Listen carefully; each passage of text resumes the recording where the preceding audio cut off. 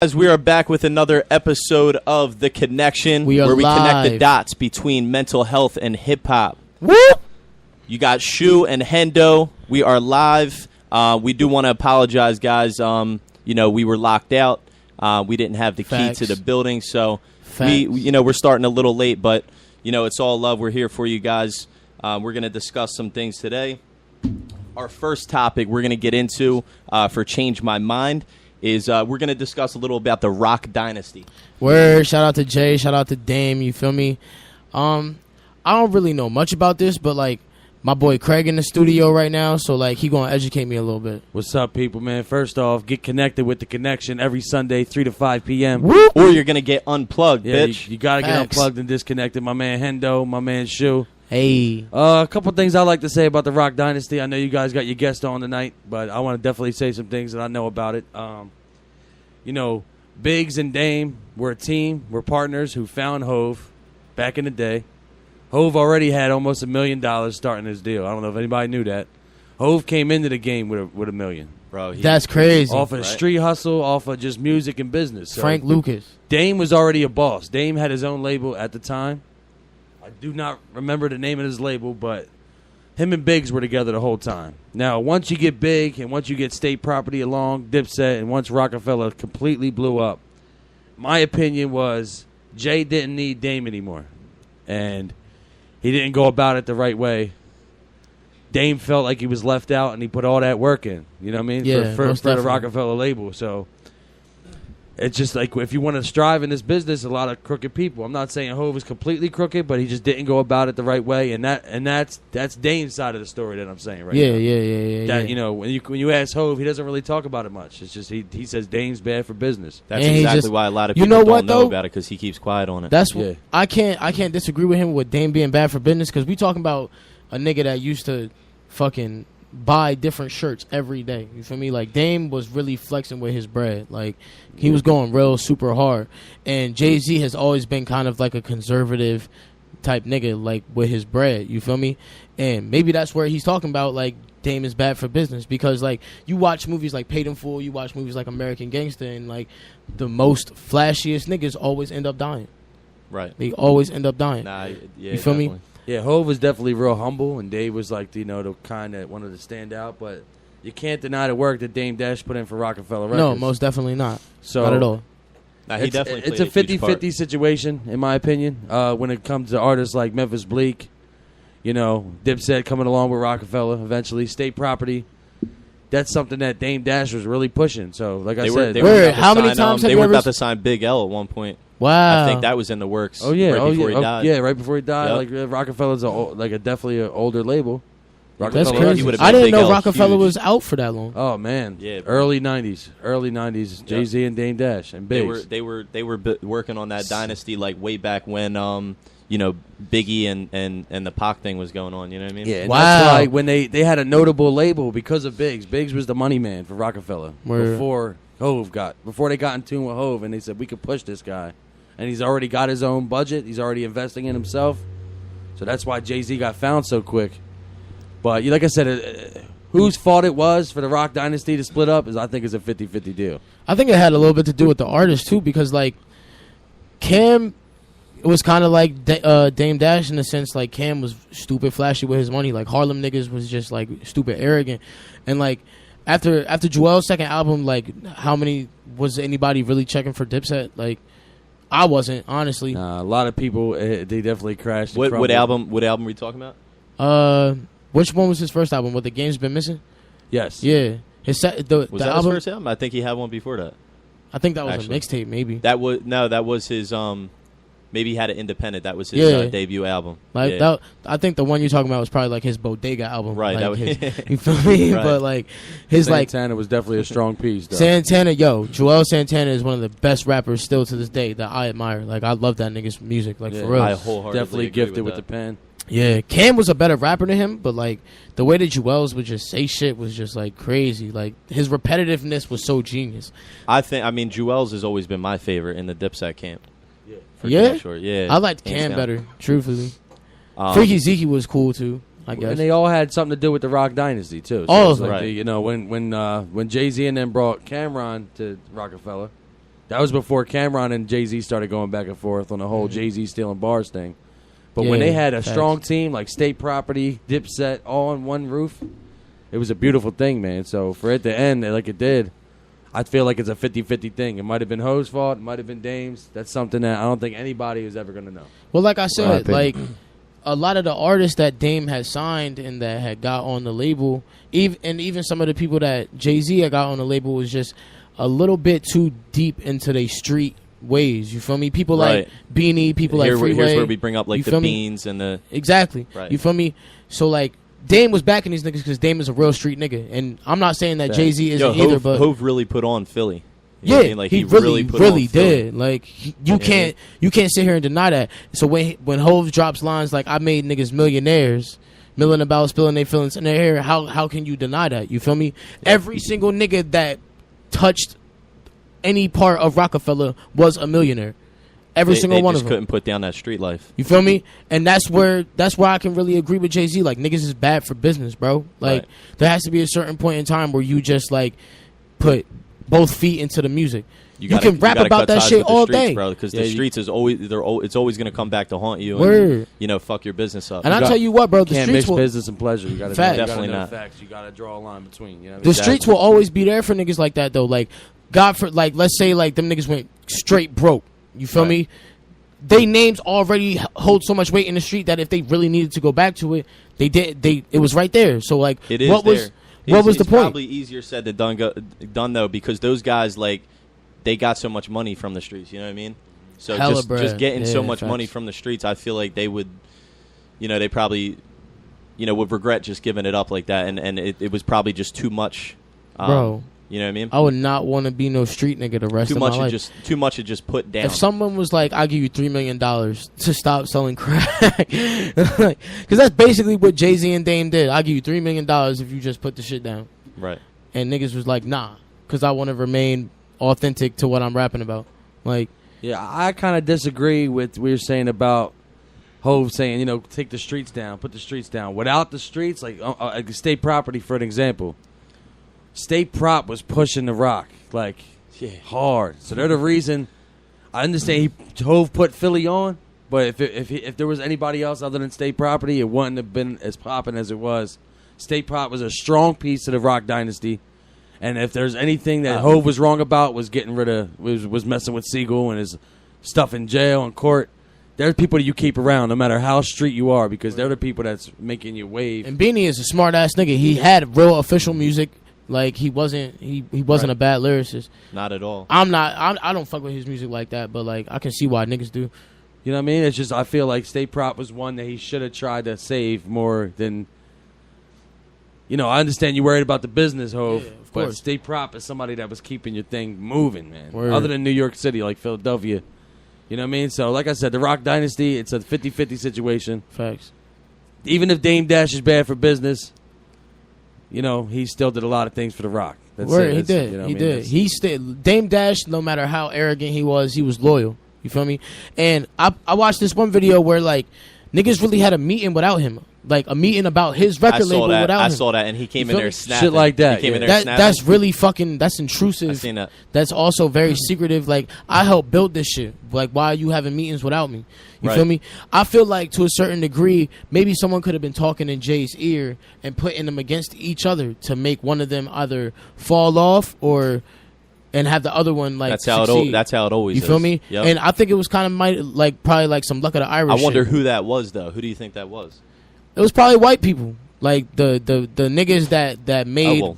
My bad. I didn't mean to say it like that. Like the people that made Rockefeller, like the people who invested in you on the business side. You feel me? Like, I got you. All the people who like came in those meetings and shit, like record execs, production managers, stuff like that. I feel like all that shit just like really made people right. They unstable. saw Jay-Z for what he was. They took him at face value, and they were trying to make him into a star. They knew they could. Yeah. They knew he had potential. He was blowing up quick, and they took their shot. You can't blame that on Jay though. You feel me? Like he's one of the best rappers alive, and he's that man because he's so focused. Right. You feel me? on business, on music. So focused. He had the cool thing about Jay is he had the business aspect before he got involved in the business. You know what I mean? He already had a business mindset from the streets. Exactly. He had that hustler mentality, and that's Jay, to me, I mean, at least is the greatest rags to riches story that we get to see. We was talking about this yesterday. Yeah. Fucking, like, Jay-Z is the real Frank Lucas, dog. Because if you think about the shit that Frank Lucas did as a drug dealer, like, Jay-Z was doing that shit. He was doing that shit really for real. doing that shit. Maybe not to, like, the dramatization of Frank Lucas, but, like, Jay-Z was really buying cars, really going ham, really selling crack. Like, Rockefeller. Like, I think he referenced... He was selling shit from like New York to like Maryland and Virginia and shit. Yeah, he's talked about that shit in his rhymes all the time. You know what I mean? Yeah, like Jay is really about that life, but like the way that he handles shit is something that I really admire. Whether it comes to drugs, business, or rap, he always has the same demeanor. Always has the very humble demeanor, but also very quick with the trigger finger. Like someone that will walk into the room. And you'll know that he's like one of the nicest guys in the world. But the minute you step on his shoes, he's gonna let you know who he is. Yeah, exactly. Right. You feel me? That's who Hove is. He's a very humble dude, just like you said. But he knows who he is, and he will remind you if he needs to. He'll take it there. And Jay-Z is a man who makes himself as important as he treats himself. You feel me? So the minute he walks into a room, motherfuckers already know the deal. So. Right. When it comes to building a star, I don't think you can build a star out of Jay-Z. I think Jay-Z... I feel like investing in Jay-Z is a stupid idea. I think you should want Jay-Z to invest in you. And I've felt like that ever since Reasonable Doubt. Right. You feel me? And that's why I think maybe The Rock split up, because he started to understand, like, I am the guy. Like, things build around me. Facts. You know what I mean? Things happen around me, so... Would you consider that arrogant, or would you consider that consciously aware?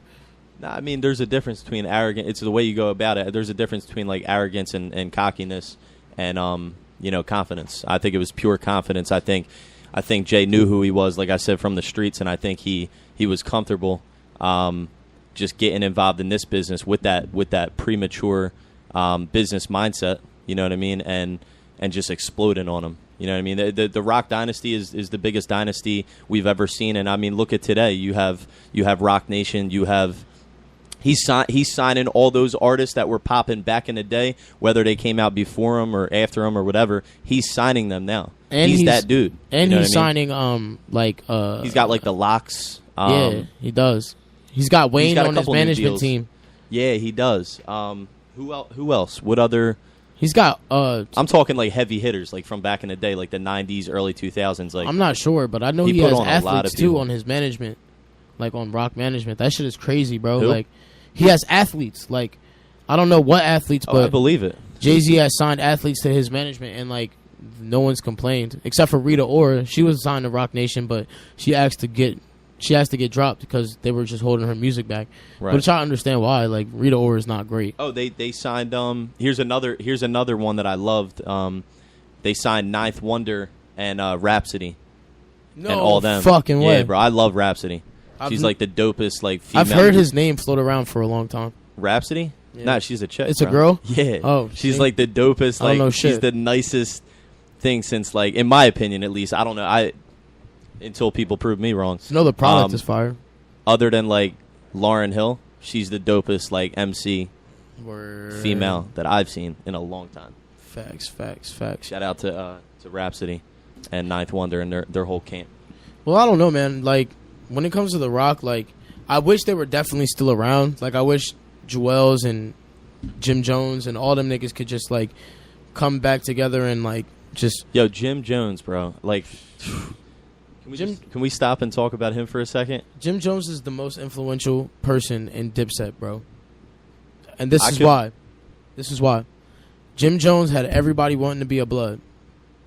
From 2002 to 2006. Right. You feel me? Right around that time. He linked up with The Game and... I'm a certified gangster. Yeah, bro. That shit was hard, bro. My nigga. And now that shit was hard. Now look at how many rappers is Bloods now. Right. Jim Jones, bro. Right. Who do we have to look at for that? I mean, you got The Game, you got Jim Jones, Wayne. Yep. And they was all cool with Dipset. Right. All of them. Joel Santana and Lil Wayne are about to come out finally with I Can't Feel My Face. I Can't Feel My Face. You feel me? Like, you remember that Blow mixtape they put out? Yeah, that shit was crazy. Hold on, get Craig from me, bro. All right, please. But yeah, man. I feel like The Rock was just like one of the greatest generations. Nick's gonna go get our guest real quick. I'm sorry for that whole weird, awkward situation, but like, yeah, The Rock was definitely amazing. Dipset was one of my most influential rap groups. I definitely took a lot from Jay-Z as a person, as a businessman, and someone who could just like move around the room and just not be fazed by anybody.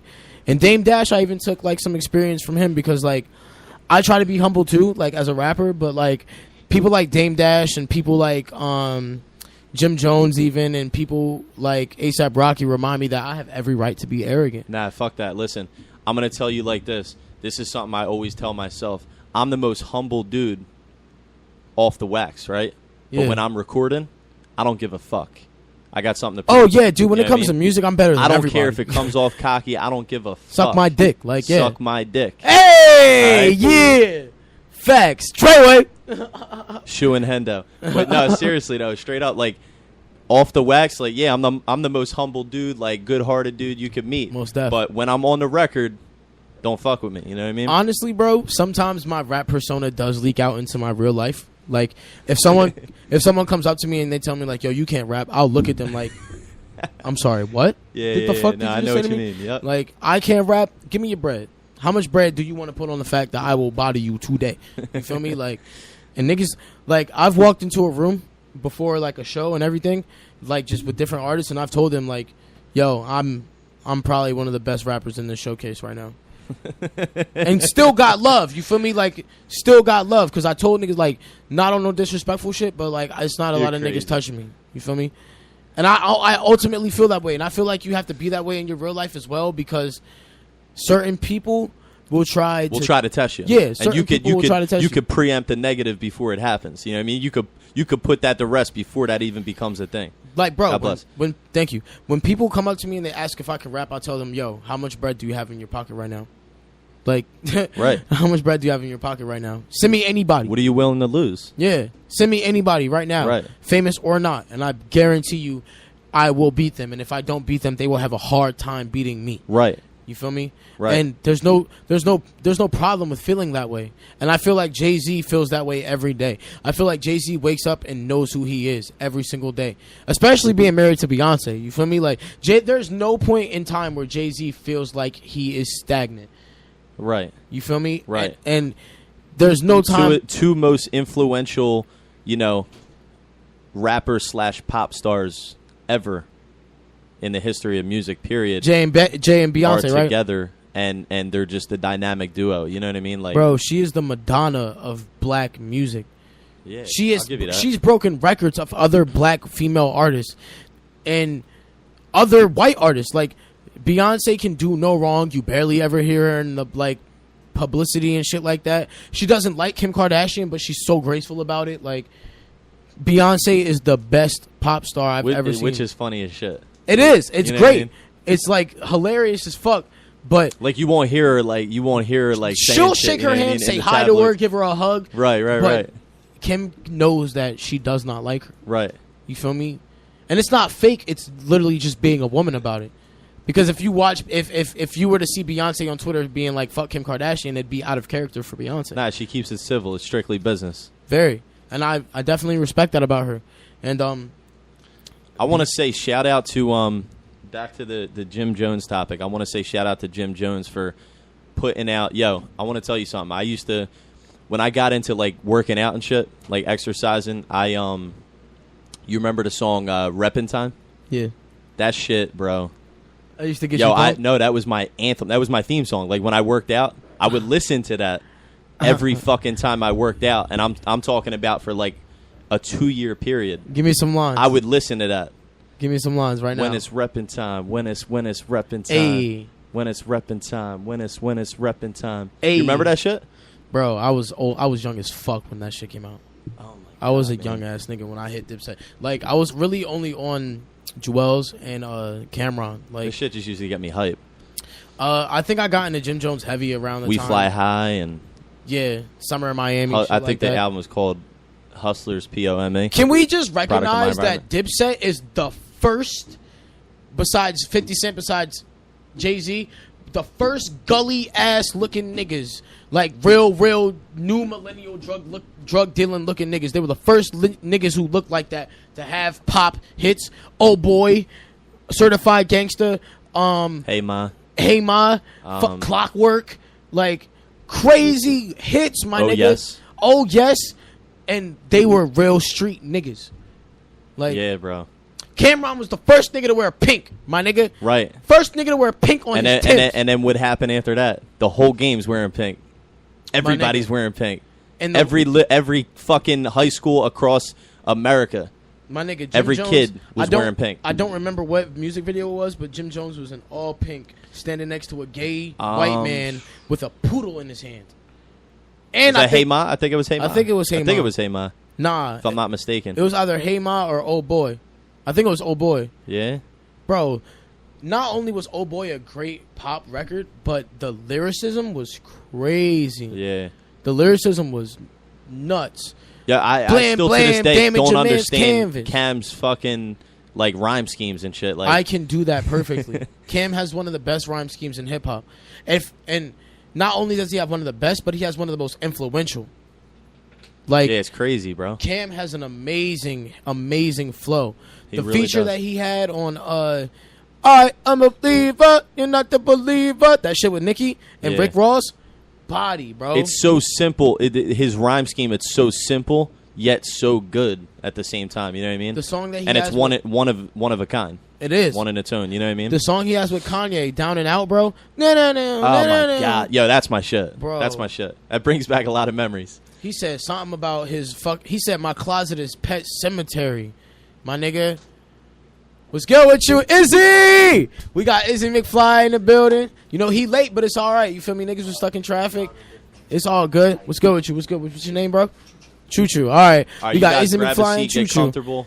Yo, we just got through our first full segment, but y'all can jump in. What's the wave? We got a couple minutes. We can wrap up with them. All I want to right. get the review points on it too. How do y'all you feel guys, about the Rock state your Dynasty? names, introduce yourselves, and then we're gonna jump into the topic. My name is Izzy Mcfly from Atlantic City, New Jersey. Hey, welcome to the show, bro. Up and coming artist. Word. What was how do you feel about the Rock Dynasty breaking up? Like, do you know talking a about little how bit the Rock about Dynasty got started with like Jay and Dame and like, all that? Yeah. What do you know about it, and what do you think about it? My main focus is like Jay-Z. I like his music the most. So anybody else that falls in line after him would probably be J. Cole. That's my favorite artist out right now. I can't argue with you there. If it doesn't have anything to do with them two, like for the most part, then I really don't. You care. might have Hendo feeling some type of way about that statement, but I can't argue with you there. No, don't get me wrong. There's plenty of people in Rock Nation. Too many people in Rock Nation. Raps. We talking about old Rock Nation, bro, like Joel Santana, Cam. Oh, shit like that. Like Rockefeller records. Rockefeller, Yeah, Beanie Rockefeller. Siegel, shit like that. Like where the dynasty came together. They could have still had the game. I felt like they was all trying too hard to do their own thing instead of just come up together while they're doing their own separate. Because they all had different styles of music, especially Dipset. You feel me? I feel like they were like Dipset really stuck out. They were the mumble rappers without mumbling of the early 2000s, kind of. If you think about it in a way, you know what I'm saying? That's the first time I ever heard that. Not as far as lyrics or styles. It's like they were the outcasts of all the hip hop. They definitely were. The way they I feel you dressed, on that. the way they came, their style, their delivery, everything. Right. Each of them all had their own Like real street flavor, and you like know what I'm saying? different. The colorways they picked. Nobody, you feel me? All wearing all him pink. say it. I heard pink. I heard something about Yep. pink, and I already knew who he was talking You about. could not fuck with Joel Santana's with that- like That, fashion. that, Remember, that cord might not be here if it wasn't for. I might not be wearing this shirt if it wasn't for Cam. Exactly. You know what I'm bro. saying? With Nah, that fur headband with the Yo. fur coat, the pink What shirt. video was Crazy. it? Do you remember what video that was? We were just trying to figure it out. I think it was Hey Ma, shit. if I'm not mistaken. You sure? Was it Get 'Em Daddy? Was it that one? Yeah. He said, "Get him, Yo. daddy." That's crazy. That's a joint right there. That is a joint, Remember that shit? bro. It might have been that one because he was on some flossy like female type wave on that joint. You know that? Hold on, can And we it talk was- about Shotters, bro? Do you know that song? On what the game's been missing? I think so. Click, clack on something for your dad. Yo, On the Jewels joint. That's why, like, I think Dipset was the first like group to have a bunch of rap niggas and gangsta niggas in videos like that. You feel me? Like, and then a lot of people took that wave. Like, a lot of Chicago niggas do that shit. A lot of like rappers around here started do that shit. Like, bro, them niggas really had hella Jamaican yardy ass niggas in that video, and everybody felt safe. Like, nobody felt threatened. Like, that shit was really crazy. Like, shit like that is really iconic for hip hop, bro, because it keeps the grittiness and it keeps the grime in it. Like, you can't really have hip hop without having that on the edge of your seat, scary movie aspect. Like, that's why I feel like a lot of these new niggas coming around, they not really fucking up the game, but not only are they bringing something to the game, but them being so saturated is kind of taking out very pivotal parts. Which brings us almost into our next topic here. What's the wave? Where, you know, I want to kind of discuss like the good music camp. And honestly, I mean, you can't bring up good music without saying that, you know, Jay-Z had a part of that. You know what I mean? Jay-Z played a part in starting that. Did he? You know what I mean? Because he put Ye on. You can't, you know what I mean? But financially speaking, does he have anything to do with that? I'll put it this way. Ye would be Ye, but he might not be in the position he's in now, the seat he's in now. He might not. You know what I mean? I can't blame that. Ye would have made it regardless. We know who Ye is. He's already proven that. Ye would have made it regardless. I do. He's not saying talent perspective. He's saying as a Let me help you out. Let me get your foot in the door. Yeah. Jay-Z gave him that foot in the door. Jay-Z, not really. Around the time Kanye came out, Jay-Z probably was one of, if not the hottest out.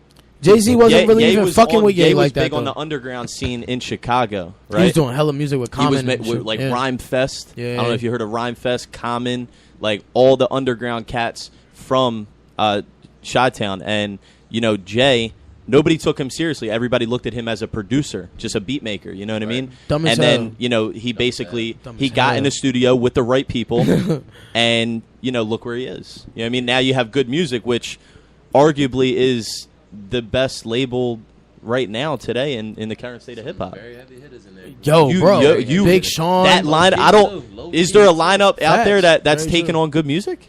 I mean, MMG. Yo, bro. Come on, dap me up. Yeah, word. You can't. It don't matter. You asked the question. If they get back together, they body a niggas. Yeah. Slaughterhouse did break up, and that breaks my fucking heart because they're my favorite rap group of all time. Period. Ever. But ever. As far as groups, Hendo's so mad right now. He's turning. I say he's so mad right now. Good music, Rock Nation. Yeah. De La Soul was hot. Good music in Rock Nation. But nah, bro. You can't. If we're bringing up, I mean, if we're going to talk about what groups, about MMG? You can't not bring up. Nah. Are we all right? So when we're talking about groups, are we bringing up duos too, or are we just talking groups like more than two? I say three. Because I separate the two. Like when we're talking groups, I separate duos and then I separate groups. Well, like Outkast. Music is a big group. 2 Chainz, things like me, like groups like Migos and like Ray Sherman. That's different. Those are tag teams. Yeah. Facts. I'm talking about like major groups that are like signed under like the same Drake label and Future were a tag team for that album is crazy. The album they were a tag team. Album is Kanye and Jay were a tag team for Watch the Throne. Yo, Watch the Throne 2 needs to come out. Like I need that.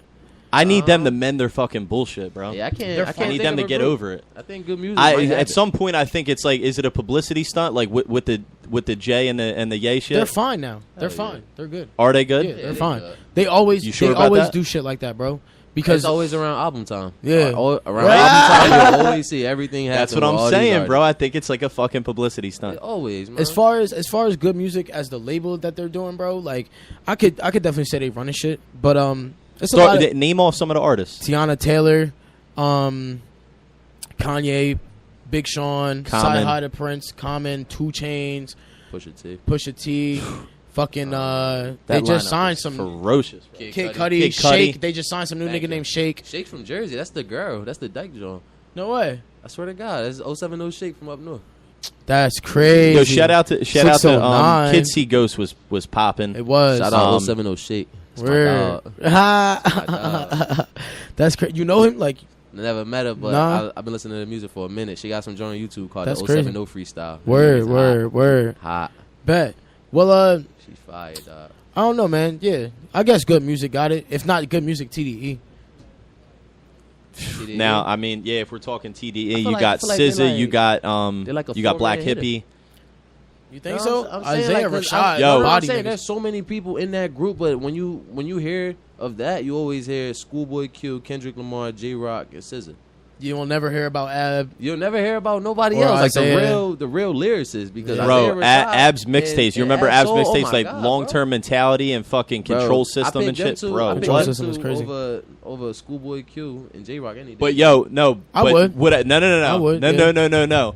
Did you fucking listen to the new J Rock album that he just I dropped? was just listening to it. Like So was I on the way in. Yo, that Track shit is 3's my favorite. crazy. Track That shit is 3. crazy. I gotta digest it more, but I don't even remember the name of it, but I know I played it so many times. oh my god, Oh, man, That's I forgot J his Rock name. just put out his classic album. Yeah, that was a Redemption classic is his. album. That's his That was a classic album. classic He put out Yep. his Illmatic. That's his Illmatic. That's Yo, crazy. Straight up. bro. That was Hold the on. best thing I heard Until from he him, bro. goes and puts something else out and proves me wrong, this is his fucking Illmatic. I know we on supposed to be on good music and Gucci, but shout out to Nas for making something that's this Yo. close to Illmatic. Nasir is crazy. This bro. close to Illmatic. Nasir is It's not crazy. Illmatic, but it's the closest thing we're getting to Bro, Illmatic, Nas, bro. That's probably like the Nas, best if you hear OG this album is I heard in Shu a long speaking to you. time. I love Facts. you, bro. It's like I the love best you. OG What? album I heard in a long time. On What'd you some, on some. I on love some- you too, bro. No.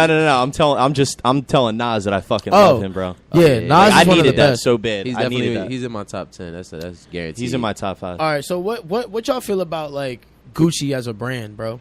Because I can't fuck with Gucci. Like Gucci Man or Gucci? Nah, like, Gucci, Gucci, like, the- the If I clothing. go to the store and The buy- clothing brand. Oh man, fuck that shit, man. I don't fuck with Gucci at all, bro. I don't hate like Gucci. designer, bro. I don't. You don't see like the designer? point, bro. I don't see the point. It's, first Honestly. of all, it's nothing. I don't to see the it. point It'd be either. plain as hell. You know what I'm saying? Like, it'd be plain as hell. It'd be This is the overpriced. fashion guy Yo, too. you better, You like- know what I'm saying? Like, you can go to the thrift store. Like, for me, for example, like, don't excuse this shirt. This Nah, is new. I need I this see. something Do to wear. your thing, bro. But I can go to the See. thrift store, find old T-shirt, windbreaker, probably some. What's some joints called? Parachute pants, some shit Yeah, like that. yeah. Go home, find a pair of sneakers to match. I got an outfit. You know what I'm saying? Take a Word. picture. Everybody like, yo, that shit fire. You know what I I'm saw saying? a chick wearing But you only parachute spent pants over $12 there. on it. Like, bro, you go to Gucci, you buy a pair of jeans, a polo, and some sneakers. You look basic as hell. Word. Like, And go you to spent an 5 interview. racks. You do. You always What look like you going to an for that interview. money? You better be like putting something in a Exactly, shirt or like- something. It better do some And then the belts, fucking like magic the tricks Gucci for me or belts, something. You know what I like mean? that blow designer belts are probably my biggest pet peeve because it's like they're spending so much money on a belt to hold up their pants, like But they Right. don't. but to hold and then they sag the shit Yeah. and they poke holes in it because they belt be too big. So you just You know fucked what I up mean? So the. they just So fucked you're up fucking a the shit up. Great belt, like Right. I don't see the purpose. Like, I'm not I gonna really hold don't. you. I like Michael Kors belts. I like Michael Kors isn't too bad. They pricey, but they're not. You know what I'm saying? They're not Gucci, Louis Vuitton Yeah, price. You know what I'm saying? word. Like, Facts. 'cause I had a couple Michael Kors watches. Like they watches they is have fire. They have big ass sales. So, in your opinion, I mean, on the Gucci topic, what's the number one clothing brand to you? What's your As far favorite? as my favorite clothing Yeah, brand? your personal favorite. What do you think would knock As far as Gucci out? designer goes, As or far any as like right Starter. designer shit, like quality Starter? starter. starter. No, hand to God, starter. Starter. Said hand That's to God. crazy. Bro, if I could have a closet full of starter jackets and T-shirts and all that, jerseys, the whole not, bro, starter, bro. That's. I'm fucking with the Straight with the vintage, starter. bro. Yeah, Straight yeah, vintage. yeah. I have Nah, so I'm much fucking with respect for You feel that. me? Because like any Yeah. other brand, I mean, any other brand isn't really a brand. Like H&M isn't really. And they're making their brand, comeback you know right what now. I'm Like saying? Champion, Starter, they're all Like, coming yeah, back. Champion's cool. Like, Adidas. Shout out to Tory Lanez because he on the face of that bitch. Champion, hold on, wait, because Champion is funny as hell because they still sell that shit at Boscov's for like Ah! like 90% of what they sell it for in stores right now. You know, Word, that's funny. facts. Like, I just went in there the other day to go see if they had like a little like shoulder bag, like, and the T-shirts in there, the same stuff they sell in stores for like $25, $30 is like $10, $15 in there. No You know what way. I'm saying? I swear, bro. That's you can go check that crazy. joint after you leave. You know what's crazy about me when I shop, bro? I can't go to places like Boscov's or I can't go to like places that have the same like material Yeah. but like they're cheaper. And I don't know Now if it's tell like us why you can't do that. You feel like it's fake?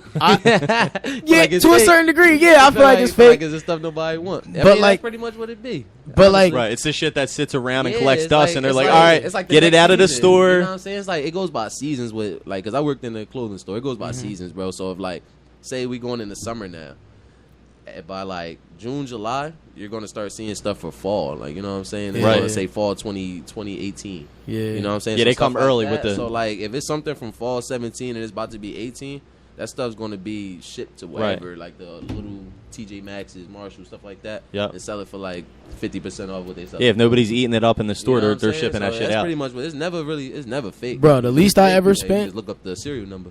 the least I ever spent was $150 shopping. Yeah. Oh, And the- shit, you got me. No, I go on some I- shopping sprees too. The most I ever Straight up. spent was a Biggest shopping $450. Like, I think my biggest shopping spree, honestly, was before my senior year of high school. My girlfriend at the time's grandma didn't have no money to take her school shopping, and I was selling a lot of sneakers. You know what I'm saying? So I had Yeah. mad bread. So I spent probably like $1,100 between the two of us. No exaggeration. Bro. You were flipping.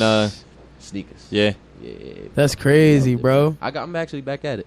Yeah? Yeah. I need stu time. You feel me? And my free studios, they play a lot. You know what I'm saying? Yeah, Not reliable. facts. So We might need Yeah. to talk after the show a little bit. Yeah. It's a studio right in there, bro. I was about to We can say, get with it. Feel me? Yeah, that anytime, bro. But, oh my God. As far as Gucci goes, it's not my favorite brand. Louis Vuitton, not my favorite brand either. I fucks with Ferragamo. I fucks with Alexander Wang, V-Lone. Burberry's I like their colorways. You know what I'm I saying? never Their seen no style. shit like Burberry. You ever see the baby dad polos, like the long sleeve shit? Yeah, You ever see, like yeah, the yeah. memes, like the baby dad outfit, the tan with the black stripe and shit. That's Burberry. That's bro. Burberry? Yeah, man, that shit is funny. That's crazy. I mean, that shit is cool. Louis Vuitton is cool. I like their. I mean, their designs are cool. You know what I'm saying? I'll tell you something about Gucci. They still designs. The difference is between then and now.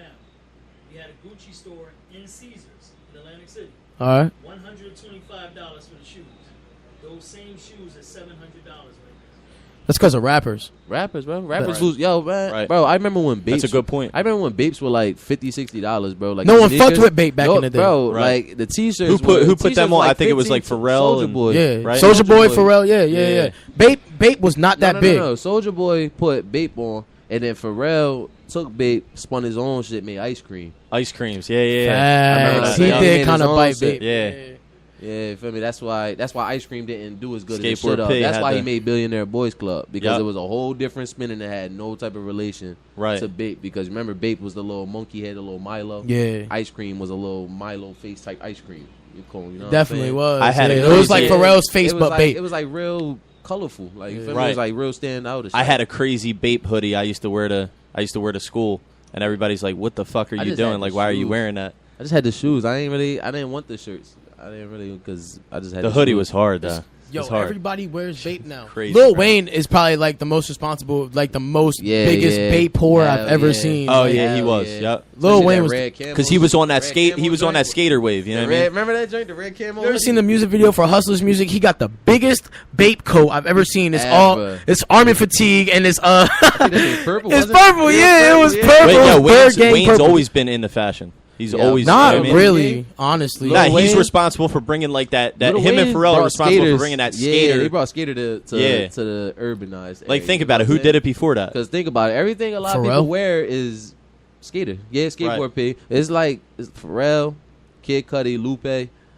I fucking love Cudi. Kick Push was the best song of that year. That made- I hate his that music, had a but that lot music of- was that got a lot crazy. of people to start skateboarding. Yeah, bro. it did. That was my favorite rapper for a little while until he got weird as hell on me. You don't like Lupe? I don't fuck Dog, with You Lupe don't- like that. Stop not it. even a Stop Kick it. Push. You don't fuck I with like that? Kick Push. That's Stop it. it. bro. Yo, that whole album What's the was other raw, joint? Bro. What's the other joint? Bro, he got too many joints. That's the The thing. classic. No, back then it was like The about feature he chick. got with Kanye West is one of his You know best what I'm talking verses. about. Bro, how do you That nigga not? gotta go. Oh my god, bro. He has one of the most he's like very creative and intellectual at the He's same very time. You feel like unorthodox. like That's why a lot sometimes of like when people I like listen to him. music, I need to like stimulate my mind and learn something. That's why I like lyricists. I feel And, like Lupe does that for me. I You feel know what like mean? if Kid Cudi like upped his vocabulary, he would just be a Lupe clone. It's not. That's not what kind of artist he is, though. You go to Cudi so you don't feel like a loner. Like he has vibes. You know what I mean? Like I feel like first- I escape when I listen to Cudi. I feel like I'm Yeah. on a drug without doing drugs. That's Kid what Cudi is. Kid Cudi always been different, man. Like, I Very always different. Like Kid Cudi. You have He to always- salute that. I can't compare him and Lupe though. I see the voice similarities, but as far as like styles and what they talk about, it's completely Very opposite. different. You think so? Completely opposite. Absolutely. I think different. there's a lot of similarities between Lupe them. is like a. He's stupid political, but there's always like yeah, a I was about to say he's like a orthodox Kendrick. Yeah. In a way. Not I the feel same- like Who's that, Kendrick- Lupe? Yeah. Oh, Lupe's very political. Can we Yeah, you know what I'm recognize that saying? Kendrick stole his flow, like a lot of his flow, from Andre 3000? Plenty of people did. So Kendrick, to me, I'm gonna break it down for you. Kendrick is Andre 3000 mixed with Black Thought mixed with Eminem. Mixed with LSD. That's who he is. Because when Kendrick snaps accurate. and goes Yeah. off, Because that's the Eminem in you him. think about the it, Black Andre Thought- 3000. Yeah, Yeah. Black Thought and Kendrick, they could probably go bar for bar. Because he has that. Black I'm not Thought saying is hard, bro. I'm not saying just. You taking it away. I don't even think Kendrick could beat someone like Locksmith. No.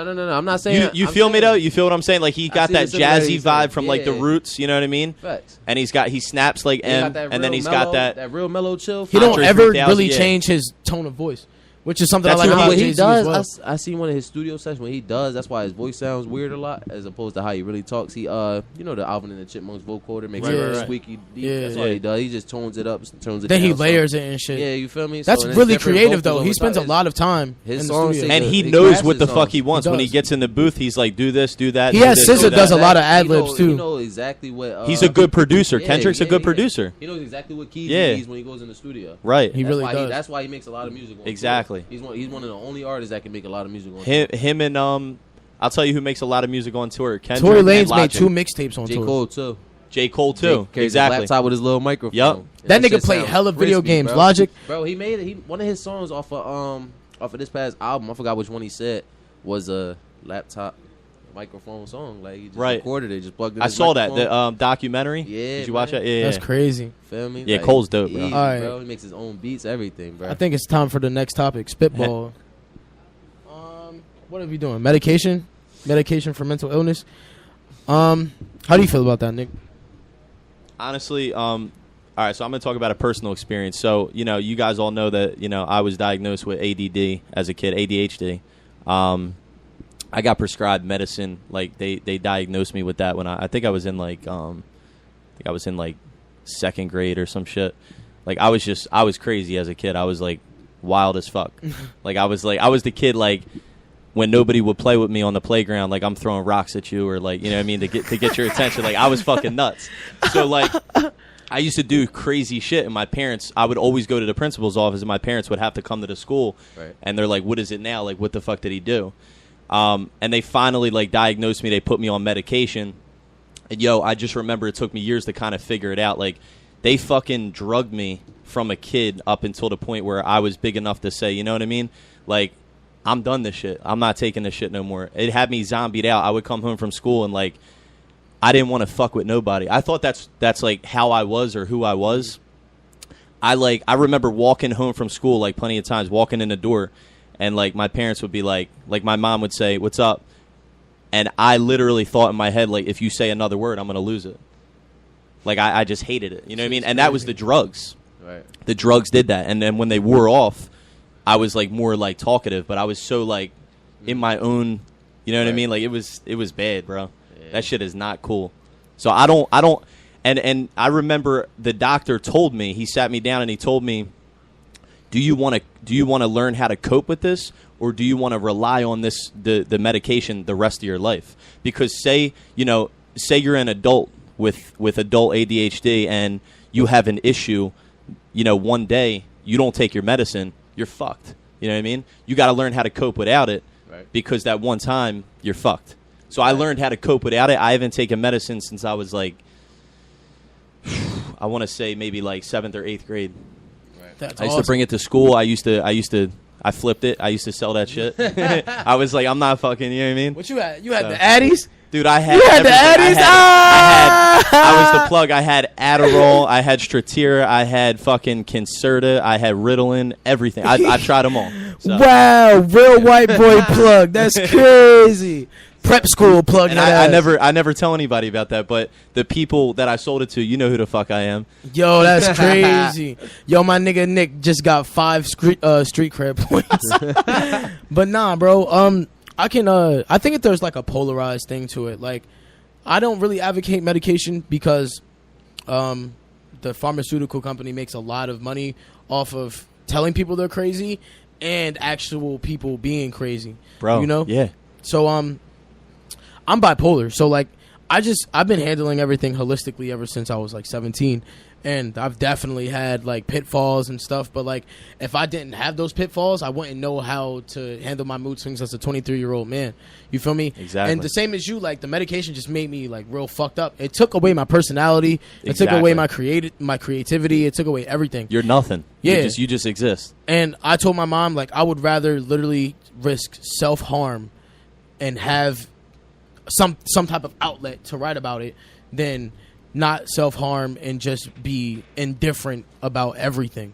Because that's what it didn't make me. It didn't really like dilute my emotions or regulate them. It just took away like everything that I felt. Like it was like a numbing thing. Like it numbed you, and you were just there.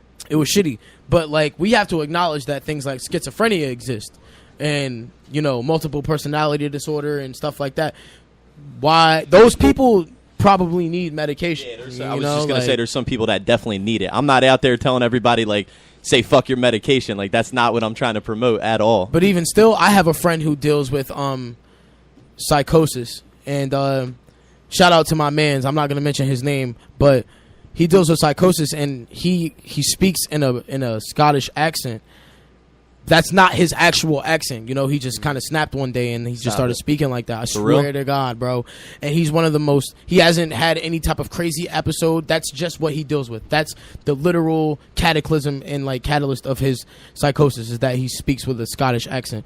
He's one of the nicest kids I know. He loves learning about like black nationalism. He's crazy smart. He trained. He used to like train to be an EMT and stuff like that. I used to work with him, and he's one of the like sweetest kids I know. And he deals with that with no medication. He just smokes pot and gets drunk. I know that it really bugs him. I know that it really makes him depressed sometimes. Right. But like, he's one of the most free spirited people I know. He's like a gypsy. He just kind of wanders around and just chills and hangs out.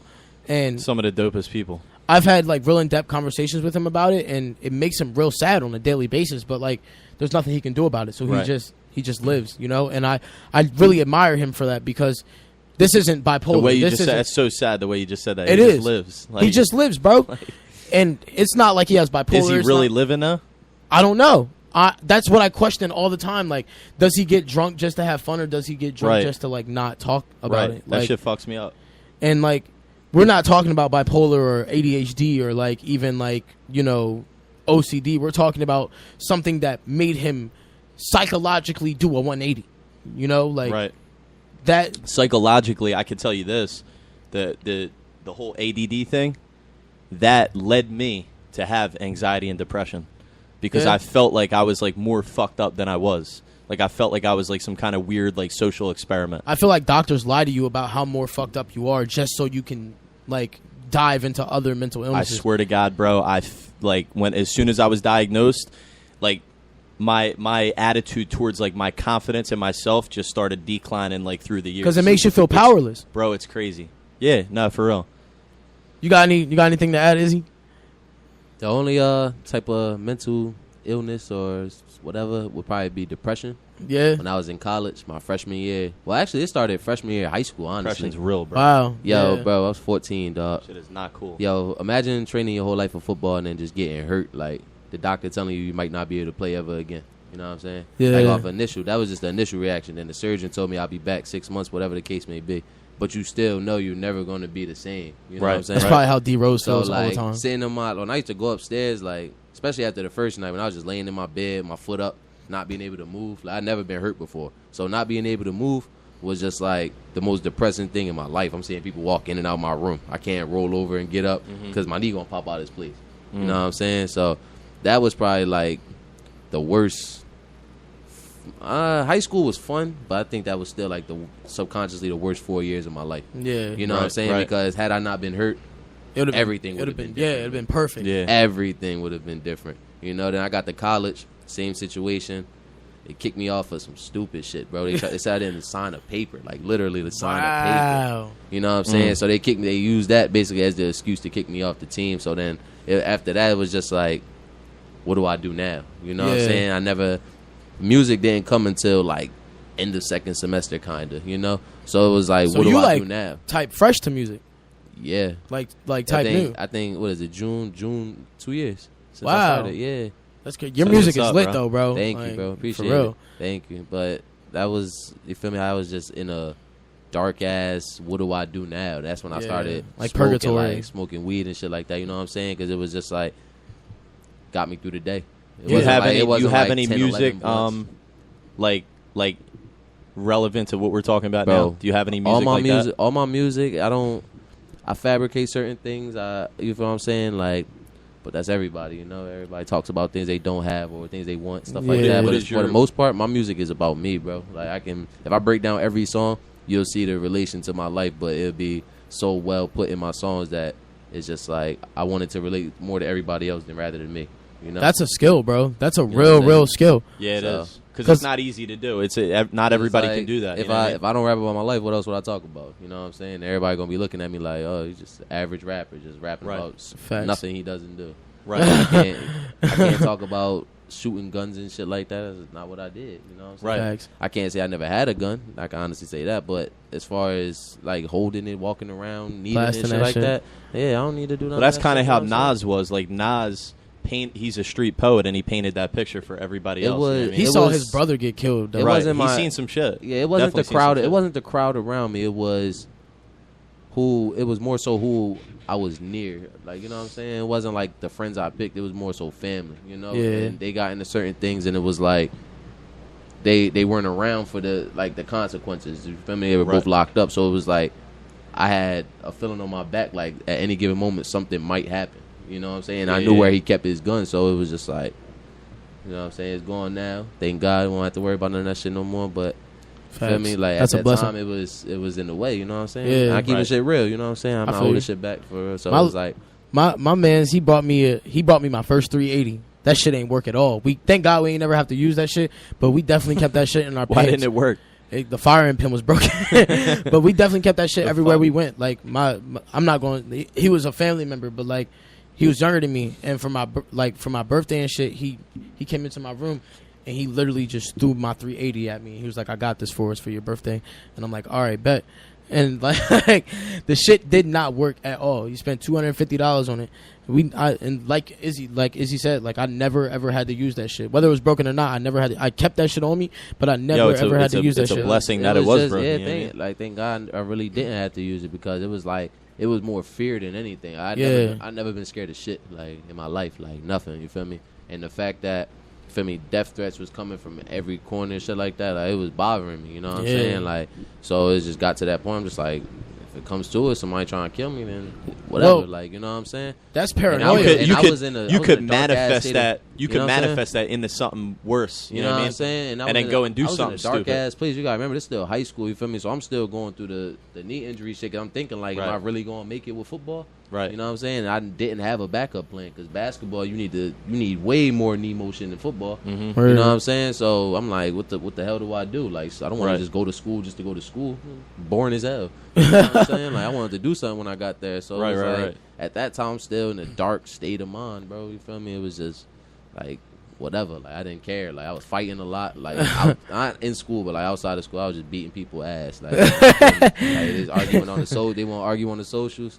I see you when drop I my pen, nigga. I see you when I see you, type shit. You know what I'm saying? But I wasn't a bully though. You know what I'm saying? It was just like people just always. If someone give you a problem, like although I was going through so much shit, bro, I never took it out on anybody. I didn't tell nobody about what was going on. I admire that. You just finished it. I always kept a smile and just kept shit pushing. You feel me? Just say whatever.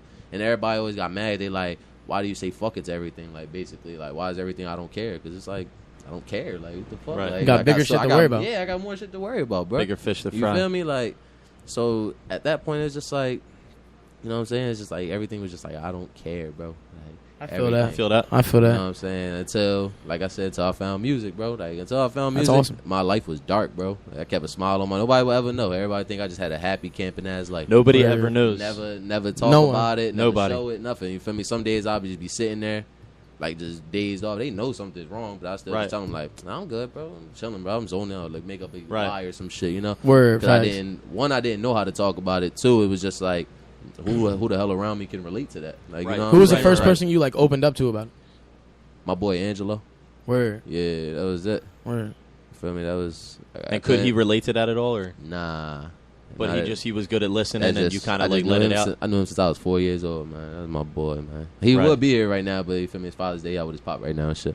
Well, I think that is a really insightful like thing because when we talk about mental illness, a lot of people fabricate it and think that like everyone's going through some type of like crazy shit. You know, like bro, it's just certain drastic shit that could just happen. Shit like that can make you so depressed. You feel bro, me? Like I couldn't like not playing football no more, bro. Like just waking up, going to class, like watching the football players come back at the same time you walk into class. You like. That's supposed to be me right that there. Can cause, that shit'll fuck you up a little bit. That can cause someone to feel like just as powerless as you or me. You feel me? Right. Bro, I felt like college was my like third chance. You know what I'm saying? It's like my final. You know what I'm saying? Because I got hurt again senior year, and that's when it really kicked in. That's you know like imagine like I'm trying to relate. You know what I mean? Because I have empathy, so I'm trying to relate. That's like someone saying like, "Yo, you can never pick up another pen. Like if you my all the left hand was cut studios off, I'm nigga, taking like, away every mic you ever had. Like you're not allowed to record anywhere. You're blackballed from every fucking studio. Yeah, it's like, you know what I mean? It's like somebody. I'd probably kill myself. I'd be like, that's fuck somebody you. banning you from music. Like you know you can't. Like you can make music elsewhere, but it's like it's not going to be the same. Like you try to do your own thing, like try to make your own microphone and shit like that. You know what I'm saying? Because it's like you're still able to rap. Like you can do everything that you were supposed to do in that field, but it's just like you have no outlet for it. Facts. You know what I'm saying? So it's like with me, like I went to another school. That's why I transferred. I was supposed to play for that college, but me and the coach bumped heads on the first day. You feel me? I asked him, could I go to orientation? He started snapping on me, like, get the fuck out of my. He told me literally, like, no word for word, get the fuck out of my face. I don't care. Go ahead. Like smooth, like, cause I said I was about to go to orientation. Mind you, I wasn't even supposed to be at that practice. He told me to come to the practice to watch them.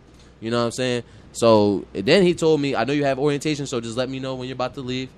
I let him know I'm about to leave. Then he pulls that. I'm like, if I'm listening to how you talking to the players, like that's not how you talk to your kids, man. You know what I'm saying? Like, regardless if it's football or not, that's not going to toughen you. I'm going to make somebody want to smack the shit out you. You feel me? Like, especially me, I don't tolerate none of that. That's why I'm not in the military. None of I can't tolerate people talking to me like that. You know what I'm saying? Talking about self-discipline. No, it ain't.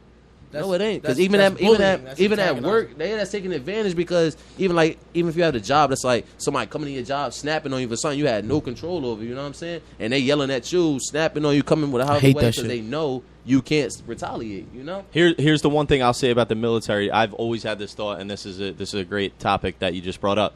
I feel like a lot of people need that. They need the military to kind of like, calm them down. Like, I feel like we would have had a lot of motherfuckers out there killing people, and I think the military stopped that. But I feel like their whole system that they create, like where they discipline you and they keep you like, in the trenches and, yes, sir. It's a lot of brain. It's a lot of mental toughness. Like that kind of shit. Yeah, no, I feel like that's a lot of wear and tear on your mental. Yeah, it really you know what I mean? is, and I feel like it changes you and it changes your personality and who you are. Right. And I feel like people come out of the military a little fucked up because of it.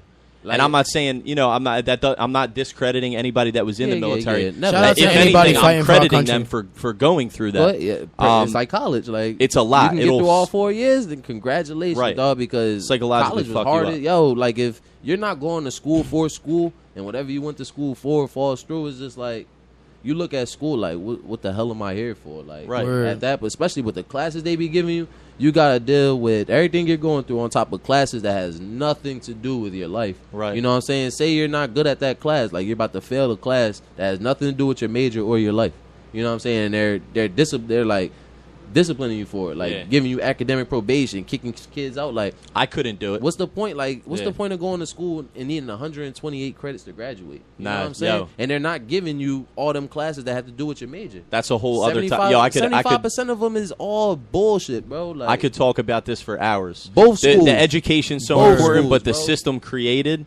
The system in our country created for that education, like to pay all that money and with the tuition and go into debt. Like, I don't believe in that. Jaden Smith said it was just like prison. prison. Get a jump start in your adult life in debt.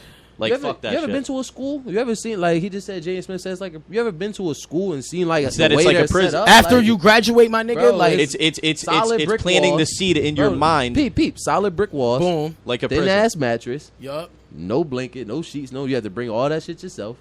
The only difference is you might get some pussy sometimes. Yo, your parents. That's the only difference. Yo, facts. Your parents is like basically putting money on your books when they give you shit for college. Like, they send you bread to bring you shit. It's like the same shit as books. Because if they don't give you no shit, you got to eat whatever they serve in the dining hall. And that shit is disgusting, bro.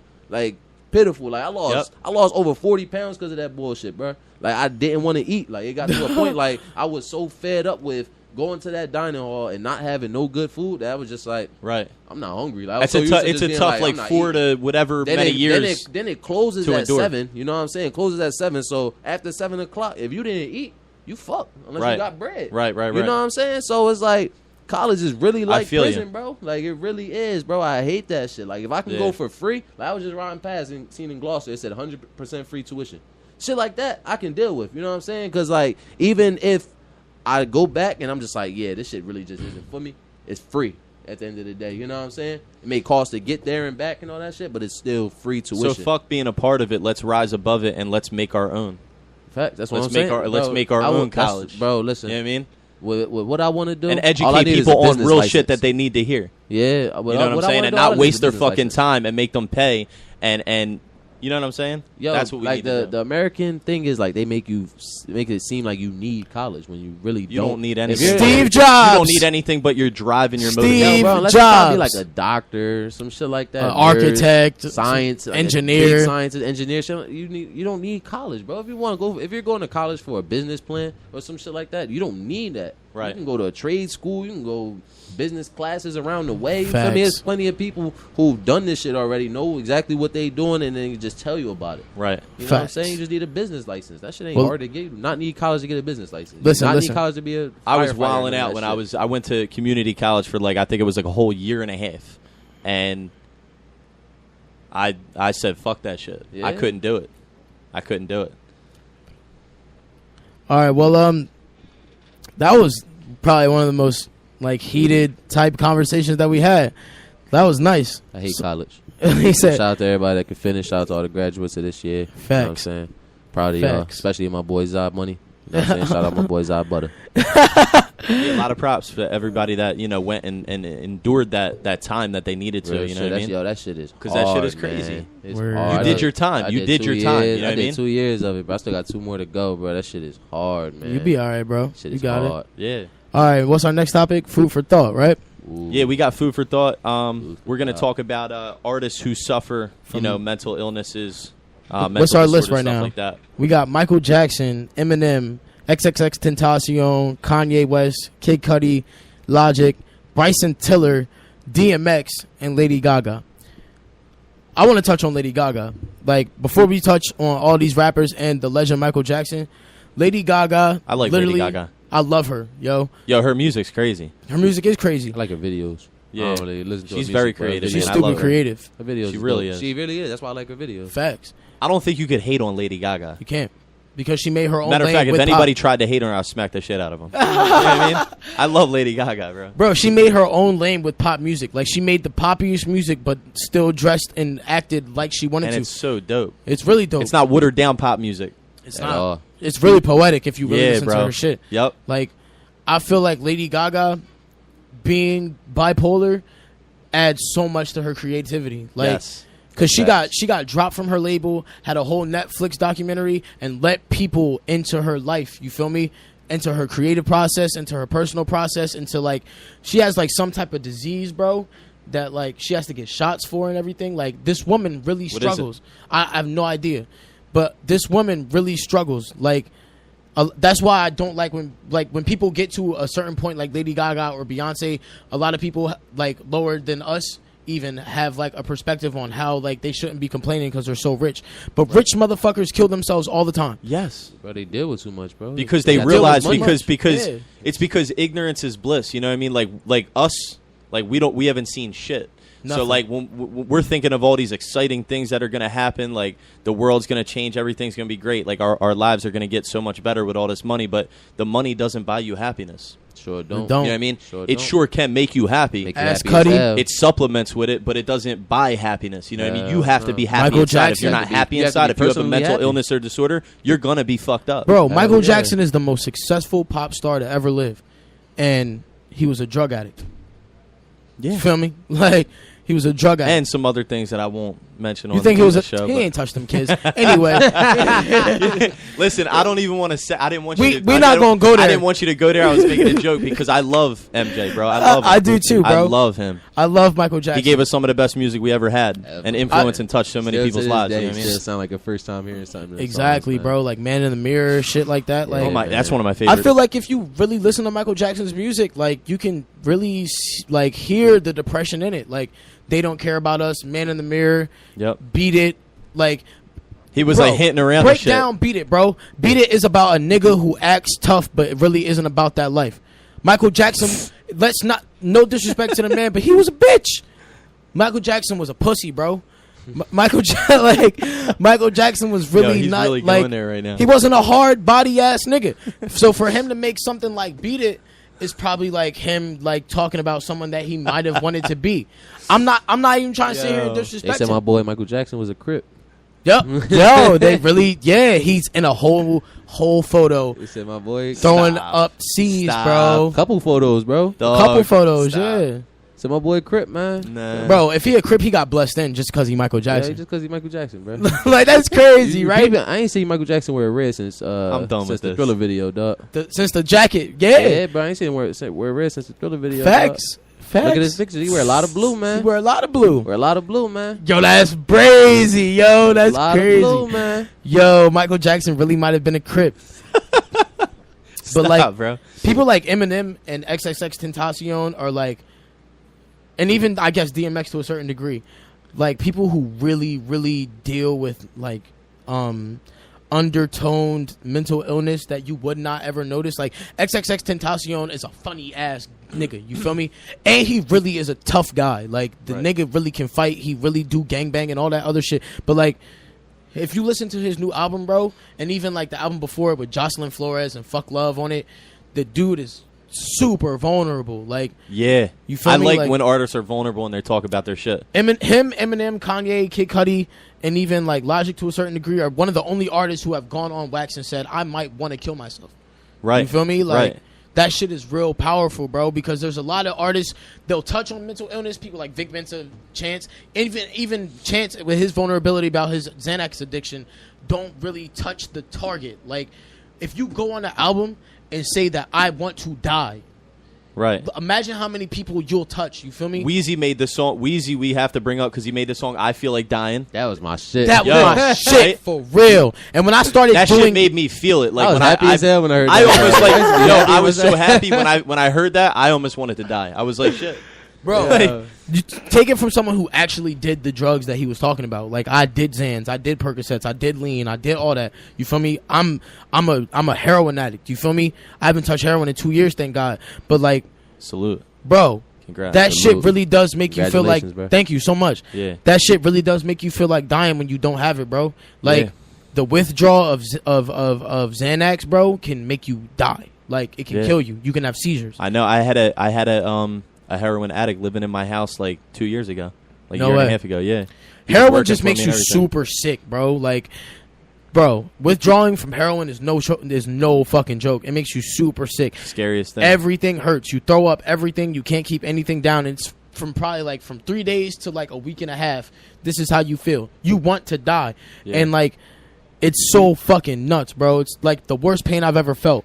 And like I said, bro, I've done all those drugs. You feel me? And like, they really do make you feel like dying. Cause like, especially if you already suffer from mental illness, you already have that like preconceived notion that the world doesn't want you around. And then when you start finding an escape for how much the world doesn't want you around, and then you decide to quit, or it's just not around for that time, like your pill man just isn't answering, it gets way worse, bro. Yep. It hits you hard and quick.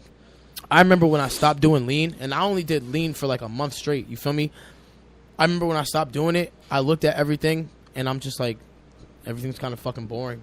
You feel me? Like, shit kind of You were on more lean than styrofoam cups and kickstands. bro. That's because lean slow your whole mental who said process that? down. It man. does. Really What? does. You know who said that? What? Who said You know that? who said that? Say it again? On more lean than styrofoam cups and kickstands. Who said that It's shit? the hardest bar ever, dude. Who said that shit? Royce. The 5'9"? Yeah. That's my dog. That's crazy. That's a big time. On that joint project him and M did. It was called Hell the Sequel. Oh, That shit was crazy. Bro, fucking, as much as I don't like his music, Logic is probably like, if not Logic, then XXX Tentacion. Like, Logic is at the forefront of mental illness right now. Yeah. As far as like content, like, I admire him so much, even though I don't like his music. He goes on stage and tells kids like, "You matter." Bro, I love that because like he pulled the mental health into hip hop. He did. That world didn't exist in hip hop, and now it does. And the greatest thing about Logic is that he's from the hood. Like, he's from the projects. You feel me? One of the most dangerous places in America. Yep. You feel me? Like, Logic be around niggas like that. Yeah. But goes on stage looking like a white boy, even though he's interracial, and tells kids, "Yo, you matter. I love Right. you." You feel me? Like, Right. even when even how he handles like annoying fans is so like graceful. Do you believe like we were talking about this before? You believe shit happens for a reason? Everything. Yeah, everything. I feel like shit falls into place just randomly for a reason sometimes. Like my Uber driver, like I was telling you about on the way over. Yo, his Lyft driver really is probably gonna change his life. Like, he's been talking about this ever since he got here. Straight up. And she was named out of the Bible, but that's a different story. I feel like Logic, he was made to look white, to like, you know how like you get in like the black and white thing? Yeah. I feel like he was made to put that face on to paint a certain picture, but he's from the hood, so he can speak on certain things. Yeah. That Totally. maybe a person that wouldn't get that same respect would be able to, spread that message. You know what I'm saying? No, I take it like this, because in my predicament, you know what I'm saying, I could have fell victim to everything. You know what I'm saying? Everything. Because I sold drugs, all that stuff, but I could have really fell victim to that street life. You know what I'm saying? Right. And if, say, I really do end up doing something with this music thing, and I do blow up, end up in that kind of position, I could be in Logic's shoes in that situation, because I've been around shoes. Exactly. Feel me? I've been around guns where they bagging up everything. You know what I'm saying? Right. Anything you can possibly think of that a street nigga, you know what I'm saying, can get off. So in that scenario, it doesn't necessarily mean that he put on that face, but it's definitely he's probably one of them kids in my predicament where he could have fell victim and didn't.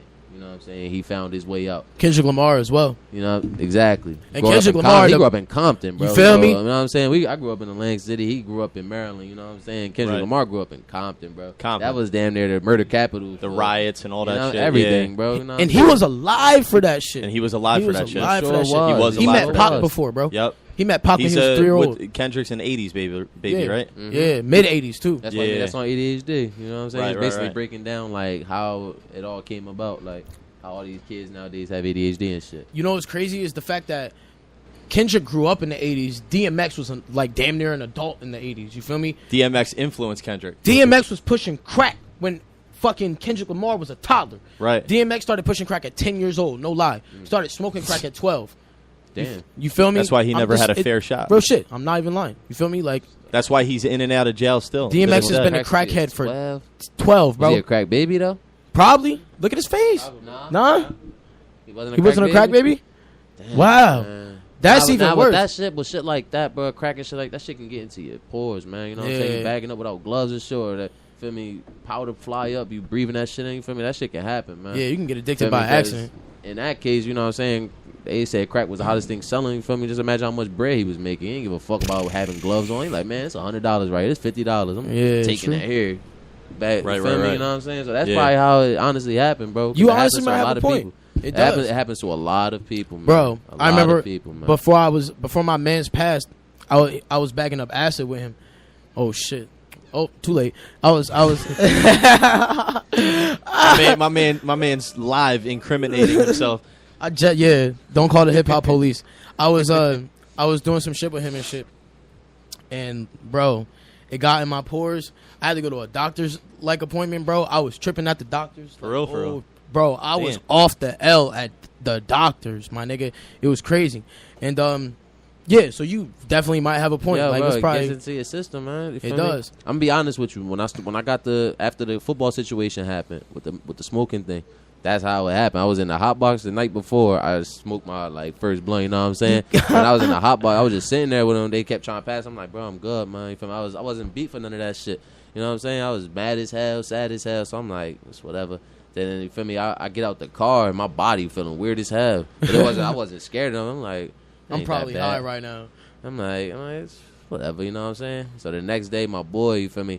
he came to my room and shit. I'll be honest, I was crying and shit. You feel me? Like that was my first breakdown because it came to realization. Like I'm like, damn, bro, I'm really not playing football no more. So he talking to me and shit. He like, come on. So we out. You feel me? He took me on the L Rock. You feel me? We smoked and then started a little something. You feel me? It wasn't no addictive thing. You know what I'm saying? But like, it definitely did help when I was sad as hell. You know what I'm saying? Right. So, but it's not the same thing as heroin and shit like that. But I can see why certain people. You feel me? Some people just might like the feeling of that shit. You feel me? And they definitely can happen. Feel me? So with that shit, like it wasn't an ongoing thing for a while, but then after a couple months of doing that shit every day, it really like began to really kick in. You know what I'm saying? Mm-hmm. But I was never addicted and never like, you know what I'm saying? So I see like how that could have happened with DMX. Yeah, most definitely. And what I want to touch on is like Kanye and him admitting like he had an opioid addiction. Yo. Like that shit is crazy. Nah, Kanye. Oh, Kanye? Yeah, he just now shit. admitted that he was For addicted real? to opiates. Yeah, Was that around the time the For TMZ real? shit He happened? did? bug outs and shit like that? Yeah. Dig it, man. You keeping up with Kanye? Bro, I love Kanye, man. Yo, if I show you my Apple Music right now, bro, every single, every album, anything that they put on Apple Music from Kanye is You on heard my his new phone, album? Bro. I love his new album, bro. Bro, Break it down for me. Give me your thoughts. I felt like that was Kanye showing you that Kanye's still here without giving you the full Kanye. You know what I'm saying? That's how I broke think that so? shit down. I think he gave us like more than Kanye. No. I feel like he gave us Kanye without giving us the full Kanye. Bro, you know Kanye, bro. That's not the full Kanye, bro. You think You so? know Kanye, I think as far as like because- the track list goes, but he could have honestly, came out with 16 songs. I like Kid See Ghost a little bit better, just more off the Yo, creative everybody's tip. saying that. Just more Really? creative, Yo, because that's the like last like old 10 Kid people I Cudi, spoke bro. to, they said Kid See Ghost is better than Ye. Yo, because like Kid See Ghost, bro, it's like it's giving you original Kanye and it's giving you original Kid Cudi, bro. It's like Right. the best. It's literally the best of both worlds. I listen to Kid See Ghost way more than I listen to Ye. You know what Yeah. I'm saying? Just based off the fact it's like listening to Day and Night and 808s and Heartbreak and shit like that all over. Beautiful again, album. You know what I'm saying? Like, and that was like a great feeling for me. Like, Ye, it was just like, wow, like he's still there. You know what I'm saying? Yep. Kid See Ghost was like, that's what I'm talking about. Like, I needed Yeah, that. this shit's right there. crazy, I bro. think- needed that. I think the albums that him and Cudi both came out with were very, very, very essential and needed.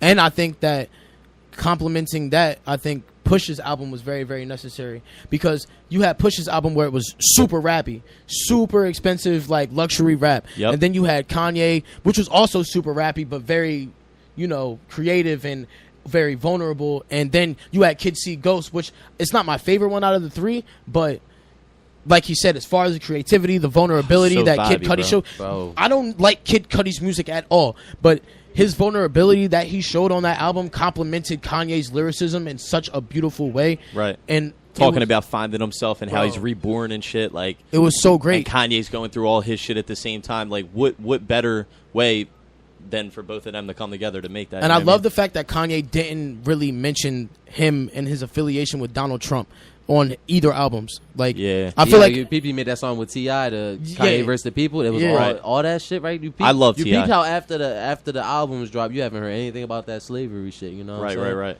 I knew I what think he he was wanted going to for kill with that that off a shit. little I know, bit. I know Yeah. what he was going for with that. So when he Yeah. made Ye versus the People, he basically gave his insight on that topic. You know what I'm saying? Right. And then when he dropped that album, it was like He a needed to put complete out that opposite song. Direction, you know what I'm saying? He That needed was to his get answer to the he fans needed on to get what his happened. fans built back up. Exactly. You know what I'm saying? He was losing Yep. his fans going back to the regular Kanye. Exactly. He wanted to give him like. Not showing that he's still crazy, but they wanted to show him like I got my own ideas still. You know what I'm saying? Because Major facts. I didn't feel him on what he said about that slave shit, but I felt where I feel him. You know what I'm saying? We're not Right. going to get into that because it's too deep and long to talk about. But Yeah. you know what I'm saying? But he had a point. You know what I'm saying? He In did. a way, he had a point. Yeah. The way he came off, unnecessary. unnecessary as hell. We could have took that Very a whole distasteful. different direction. You know what I'm saying? He could have broke it down off rip what he meant by that. And not that it justifies it, but, Yeah. he's been through a lot of shit, and he You know what I'm definitely looked saying? vulnerable. So, and What that- was his last album called? The Life of Pablo? Yeah, I think yeah. that was like the precursor, like him coming out saying, like, I'm going through some shit. Yeah, he it was always, bipolar- he bipolar always disorder. showed he was Yeah. going through some shit on all of his albums since day one, but that was like the precursor to this. And then this came out, and he was just full It was vulnerability like mode. You know what I him- mean? With him, it was like college, then his mom, Right. And you know what I'm saying? He's always Then been like Kim. sad and depressed. You know what I'm We've saying? seen It's that. just mad shit. Like every And you album know had what? a different piece. You see how he makes like that feel good vibe? Yeah, I feel like always. that's his way of trying to trying to feel better. Yeah, for the lack of the, because he makes a lot of his own beats, like a lot of right. them. Like you know what I'm saying. So like he probably, you feel me? He just probably puts himself in a whole different world, because if you like them anime kids, you put yourself in that world so much, you start to believe you're really in that world. Exactly. If he's putting himself in this happy ass Pablo Escobar as world, right. he really feels like he's Pablo. He's trying to manifest and it. He's vulnerable in the mind. You know what I'm saying? Right. So it really can just, I'm Pablo Escobar. Right. And that's what he feels like he is for the rest of his life. You know what I'm saying? Right. So it's crazy, man. I like it though. I definitely like both his new albums. Kids See Ghosts would definitely be my more favorite. I respect that. I feel like, as much as I do respect Eminem for him being vulnerable, I feel like a lot of him explaining his mental illness kind of was used for shock value. Like he would definitely talk about it, but like it would just be in a more entertaining way.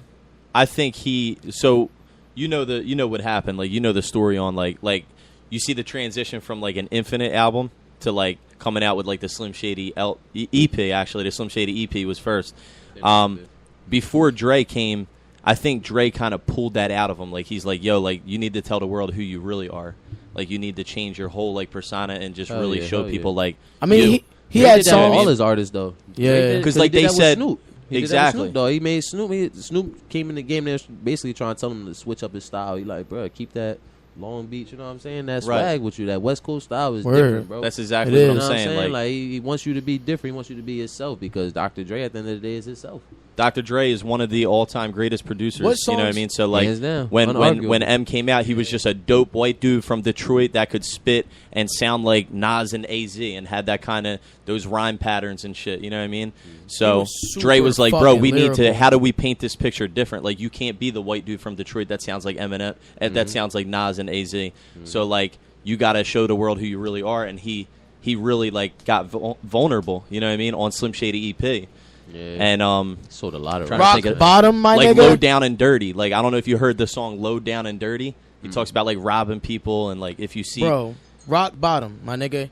He said, right now I just feel like I hit the rock bottom. I got problems. Now everybody on my blocks got them. You feel me? And that's how a lot of even young black men feel. Like when I heard that shit, bro, I literally like I think I was like 18 years old when I first heard that song. And I was like, bro, that's literally my life and the life of some of my friends. And I was like 9. I'm 21. I just heard it for the first time. I was too young, deep bro. as sad. Bro, he said I got problems and everybody's on my blocks got them. And that's really how shit be sometimes. Like, nigga, if you starving, you might have to just make somebody collateral damage for your come up. You feel me? Like, that shit is really crazy. And he knew that because he was a product of that. He was. He was getting, just like in 8 Mile, he was getting jumped and beat up and like, you know what I mean? And I like 8 Mile. I liked 8 Mile because he had a lot of input on that movie. Yo. You know I like 8 Mile, but I don't think it was the best like rapper movie to ever come out. It wasn't supposed to be like that though. It was supposed to give you his life. It's supposed to give you like a insight into his life, like an insight kind of his life, but like a everyday rapper from the trailer park. You know what I'm saying? Like think about it. Was like super relatable. It was very relatable. Like you peep the girl in the video. Yeah, that was his daughter. You feel me? Yeah, you know, I mean, in the movie that was his daughter. You feel me? So it's like he gave you an insight on his life, but he wanted to show you like how hard it is for white people to basically come from like the hood and be a rapper. You know what I'm saying? Because he wasn't going on tours and shit. He was going to the neighborhood rap battles, the shelter. Like, you know what I'm saying? Like he wasn't popping out of this city, that city. He's going to the same place. All the best rappers from that hood battle at. You know what I'm saying? Yeah, that it really be like that. You feel me? Because that's basically how he got up. You know what I'm saying? Battling on the street. You feel He's the most successful battle rapper ever. Yeah, you think about it, fucking hands down, bro. I think he still have the most sold records.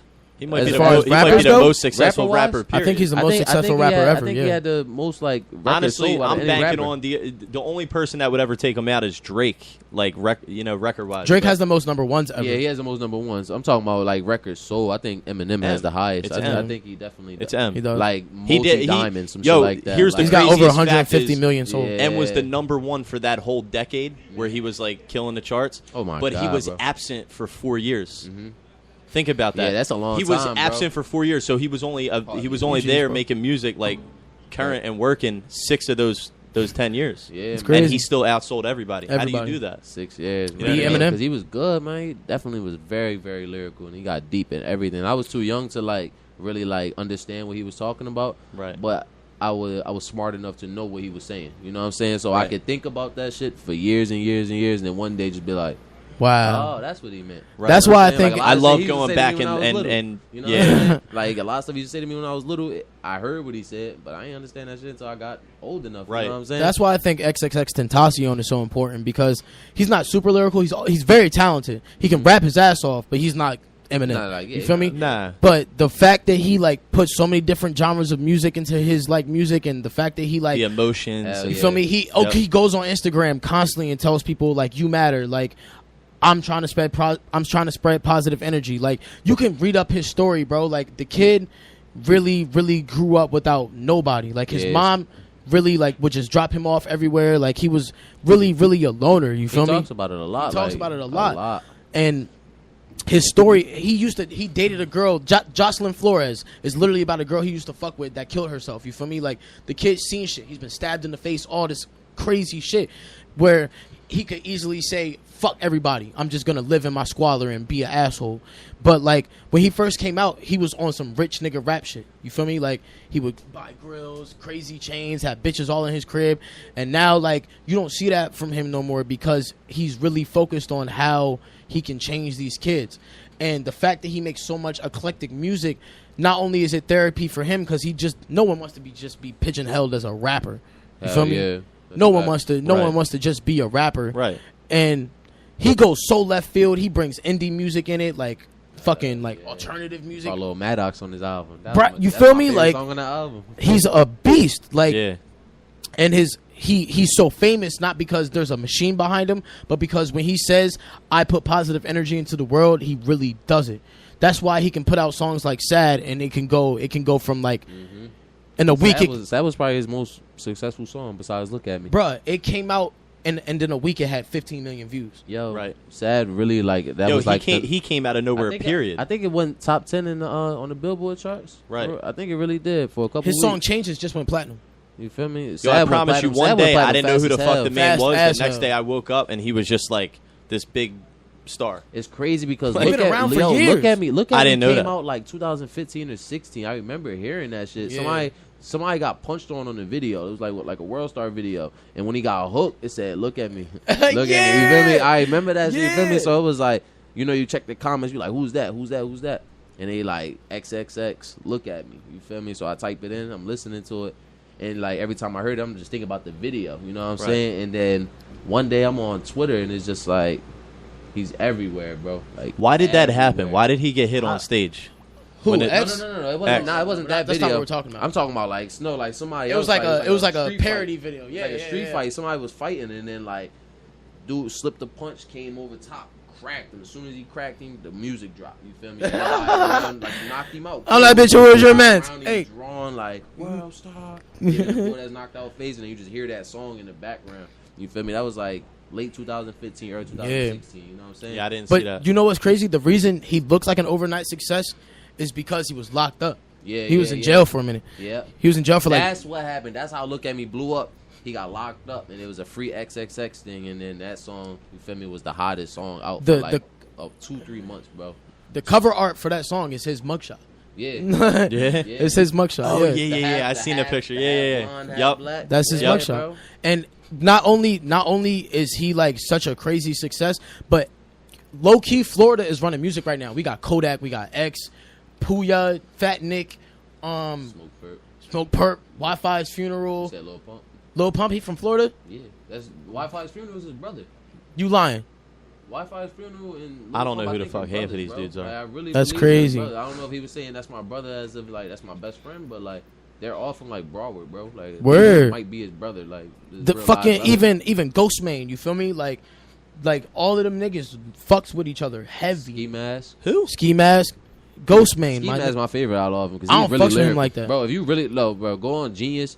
When you ever get a chance, just type in any random Slump God song, you'll see what the hell he's saying. He really spit? It's his delivery that you don't fuck with. It's that goofy, cartoony. Let me rap real fast and slow it up, say something weird. You know what I'm saying? Yeah, you gotta listen to him when he talking fast, bro. You feel I'm a fast rapper, so I can understand what the hell he be talking about. Bro, like no shit. Like Twista, if you give me a Twista song right now that was hot back in the day that nobody can catch, and I listen to it right now, you can catch it. Yeah, give me two listens, and I promise I know that shit worth. That overnight celebrity. You know that's probably one of his fastest songs. You spit fast? Yeah, I rap fast, bro. I got mad song. I'm rapping fast as hell. Yeah, I do too. Sometimes I was a fan of Tongue Twisters. You feel me? He Yeah. said, "What's that? This woman joint that she said?" Yeah, he said he told me that joint when I was little, and it was like a I don't know how to explain. It was like a challenge for me. You know what I'm saying? Because she sells, but that joint, Yeah, or Peter yeah. Piper pick a peck, like that joint. Them joints is kind of easy, you know. So that one was long and it was hard. So like for weeks I was trying that shit, and I could just never get it. So it was like after reading all them shit so many times, reading so many tongue twisters, like that's how I started talking, and I started talking too fast for a long time. Like I was talking too fast, and then people be like, "What? Like, what you said? I'm talking too fast." You know what I'm saying? That's crazy. Like even now, like I talk fast sometimes, but like I maintain myself. I try to talk slower so people can fully hear what I'm saying. But when I'm rapping, every time I hear a beat, if it got any type of quick like tempo, just speed lyrics just pop into my head.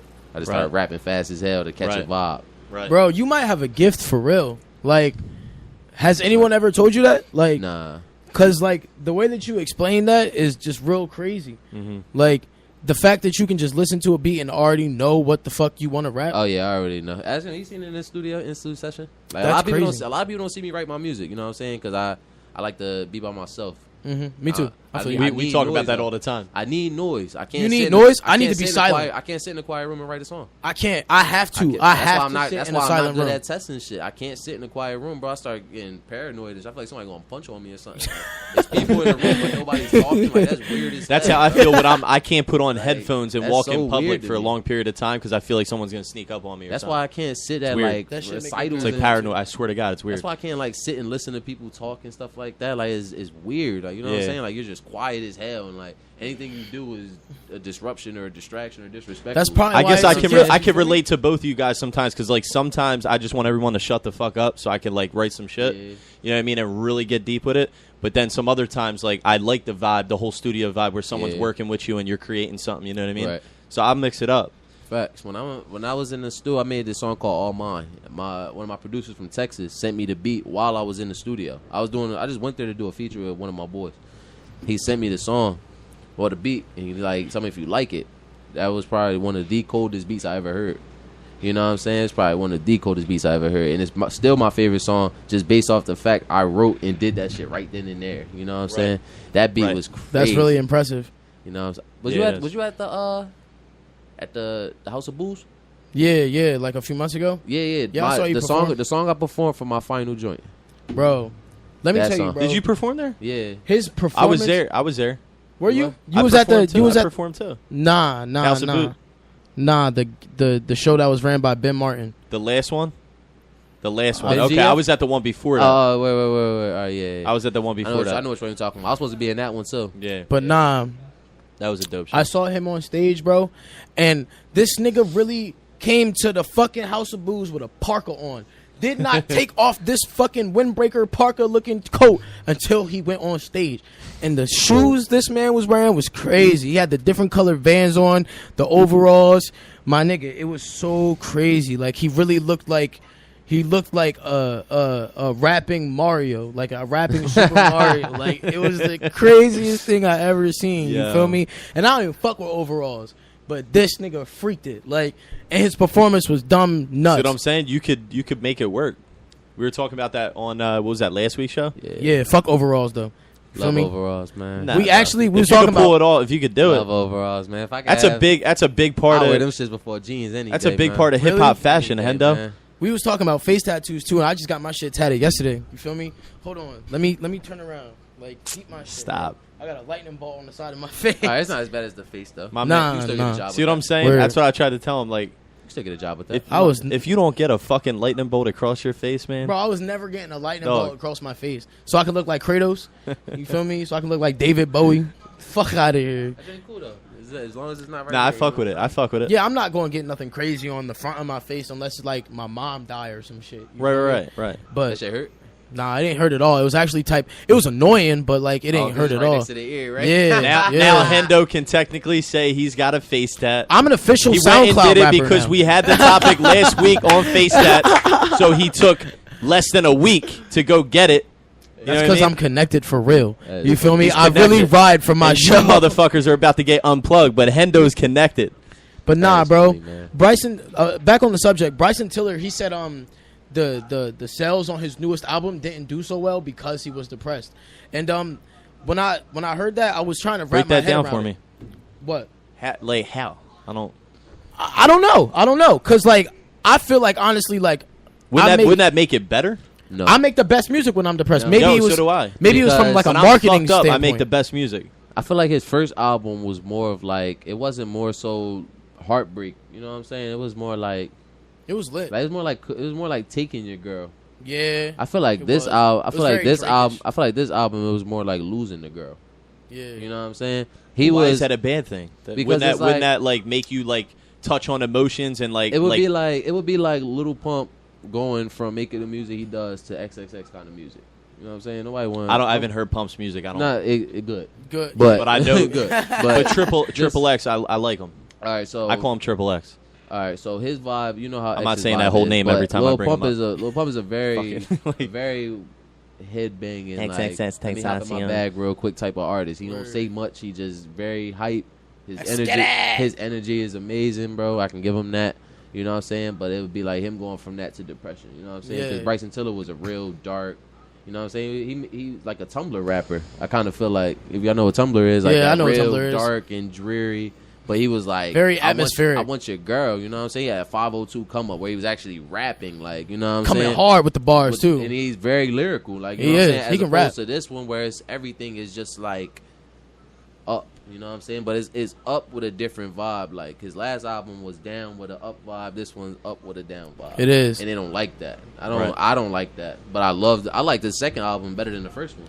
Just because it's off the lyrics. Yeah, But the first the lyrics one, were crazy. I feel why it wouldn't have the same sales as the second one. Because the first one was just, That's interesting. it was a whole new artist to the entire game. Not even just His R&B style and was hip-hop. different. His style, his dress code, his way he carried himself. He was You know really what I'm saying? silent too, like crazy, Silent as enigmatic. hell, you know what I'm He was saying? really mysterious, and I feel like people like Bryson Tiller are the reason like fucking people like Tory Lanez almost exist because, like you said, he was down with the up vibe. Tory Lanez used to do the same shit. Like Tory Lanez has a song called Initiation where it's literally the beat itself is stupid dark and super like weekendish vibe, and all he's talking about is like fucking another nigga's bitch or like having like a song about like even the song In For It is very misogynistic, but it sounds very sad sonically. Right. And for someone like Bryson Tiller to go from like one pigeonholed sound to like, what was his second album called? Let me explain, right? Yeah, I think so. Yeah, I got to get into Bryson Tiller. he's good, a man. beast, bro. I know. man. I listen to some of his music. I definitely rock with it, but I haven't like digested it enough. So I'm not gonna hold you though. When I first heard his first album, I was like, his second album's not gonna be like marketably as good. You feel Right. me? But I feel like Let Me Explain is definitely more musical. He didn't have any radio hits on None. the second one. That's why the first one took off the way it did, because he had Don't and he had Exchange. and he had He had that one song with The Weeknd Rambo remix. somebody remixed, like two other people. It was mad. Like I don't know his track list, but if I seen it, I'll tell you exactly which ones made the radio. Sorry Not Sorry, 502 Come Up, All shit they- like you feel me, that. like 6 or 7 songs off that one. They went. Oh, You 6 feel or me? 7 songs off of that album, you feel me, went like on the radio and were heavy hitters, especially Don't was number 1 for about 3-4 weeks, you know what I'm saying? So that song right there was like, he says it like, don't play with me, don't be dishonest, you still not understand, I gotta it's this get logic. That whole song is about stealing a nigga's You girl, know, bro. exactly, bro. And you feel me? Basically telling her like, don't go looking for something when I'm right here. Like, Yeah, you basically. feel me? Like, and that's what people want to hear. And this one, he's like losing a girl. They want to hear "Take Your Girl." You feel me? Think about Trey Songz when he was Mr. Steal Your Girl. How much was his music selling? His music was going ham. It's Mr. Steal Girl. But I like old Trey songs better, like scrawny ass braid, struggle braids. Trey songs. Where's he from? He's from Virginia. He's from Virginia. Yeah. Trey songs. Yeah. He said, "Hoo-hoo." That nigga is a beast, yo. I fucks with Trey Songz music, Yeah, but I like Trey Songz. His new music just ain't hitting for me, just because it's not as soulful. Yeah. It's not the same. They lose that drive and that hunger when they get to a certain point. Yo, you know? he really probably gets a lot of dudes bitter. Yeah, man. Nah, you know who got bitches right now for real, bro? Tory Lanez got bitches right now, bro. I'm not even about to hold you. This short ass milk dud head ass nigga got so many bitches, and I feel like that nigga is just like one of the best artists. But back to the topic, fucking, how do y'all feel about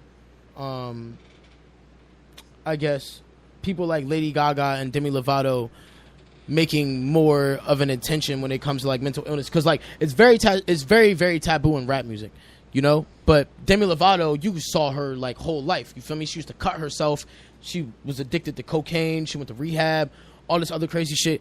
And I feel like in rap music, if someone were to do that, they would get made fun of, like how they tarnished the shit out of Kid Cudi. You feel me? They ripped him the fuck apart. Hell yeah, for being that sad rapper. Yeah, and they ripped Tyrese apart And that, for crying but that on the was, internet. but that was when? That was 2014. right, and now not so much. You know what I Excuse mean? me. It's starting to come to the forefront, and people are starting to talk about it. But You what know? I'm saying is Demi Lovato So- went into rehab around the same time. Like, Right. Yeah. you feel me? Lady Gaga kind of fell off and got dropped by her label around the same fucking time. Mm-hmm. Right. And Kid Cudi got so much shit for it. But Demi Lovato got so much praise for being brave and all this other shit. Lady Gaga even got so much Because praise. hip hop started out as being tough and telling your Yeah. story. You know what I mean? Like, you got to be tough. Like, that's like 90s rappers. That's like the stereotype Like, of hip you hop. would- Like, you would- you got to be hard or you can't make your it. You know what career I'm would saying? be done if we were in the 90s and this shit were coming out. Like, you'd be done. I You know can what I mean? understand where you're coming from, but you gotta understand It's hip more hop. vulnerable these days. 98% of this music out right now wouldn't have made it in the 90s. Nah. man. Nah, probably not. But like, what I'm saying is hip hop started in the 70s, bro. Niggas, definitely, niggas definitely. in bell bottoms were gangbanging. Absolutely. And like, just think about that. Like, that's why I don't understand why motherfuckers really come at like Lil Uzi Vert for You're dressing killing me, flamboyant or Lil Pump for dressing flamboyant. Man. Because, bro, niggas Nah, in bro. bell Back in the- bottoms, nah, bro, yo. were rapping about this shit. I could pull up a bunch of pictures from the 90s of some of yo rappers that you like dressing on some flamboyant shit. A Prince, couple, my bruh. nigga. Nah, Prince. fuck Prince. Busta Rhymes. Yup. LL. Missy Elliott. Motherfucking Busta Rhymes what's his was wildin' name? out. Cool G Rap had on these tight ass pants in one video. Come I on, fucking son, love like, Kool bro, G we can Rap. run down the list, bro. And yo, it's all about what your label and your company wants you to wear, bro. Word. I'm Facts. like, if Lil Uzi's personally picking that shit to I wear, don't know about that's Cool, one thing. Cool G Rap was wearing tight pants. No. I said Big Daddy Kane. I did say Cool G Rap. Oh, Big Daddy Kane wearing Big Daddy Kane. Yes, bro. Bro, He Big Daddy paid attention Kane to had that, some real nut huggers, bro. Kane was the ladies' rap. Come to the Yeah, mic. Kane, Come it to the don't mic. matter, Come to the though. mic. Yeah, It don't get into matter, the though. conversation. It's the Lil Uzi's the ladies rapper. If you want He to, is. he Uzi ain't Vert rapping walks for. around with a pocketbook.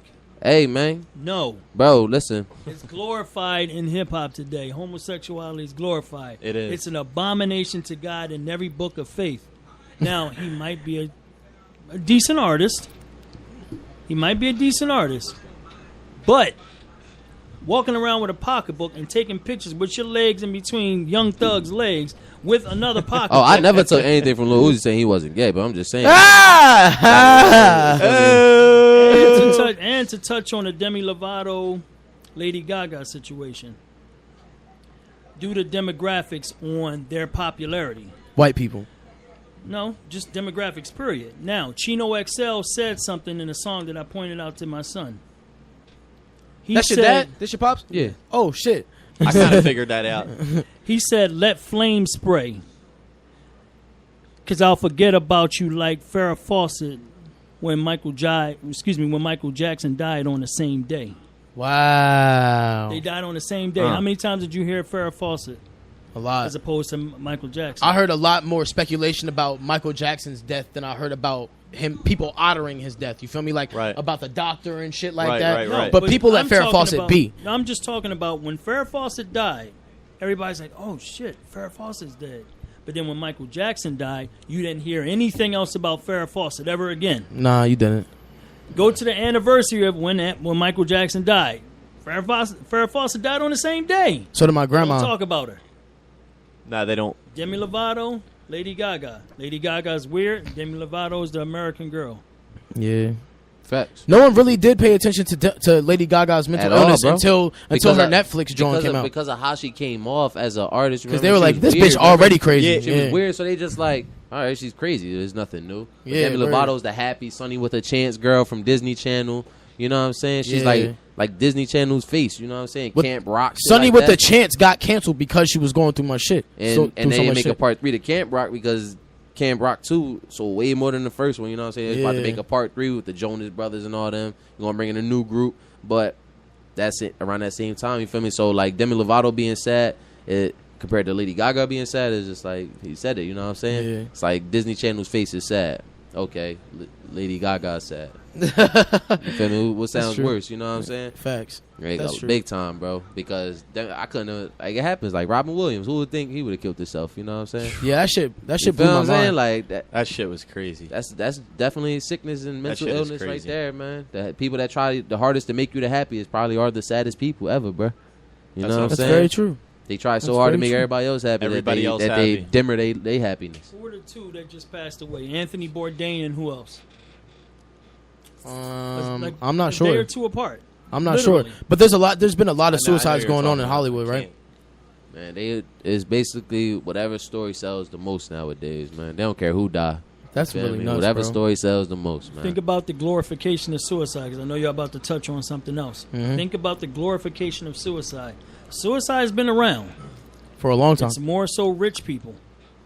Yeah. It's more so the suburban areas. Mm-hmm. Yep. Now, because it's being glorified, and they're talking about bullying. Back when I was coming up, 70s, 80s, bullying, you get your big brother, get your big sister, get your cousins or your friends from your neighborhood, you whip that bully's ass. Now they want you to go call the cops, tell the teachers and all that. They don't get that. They don't get the ass whipping.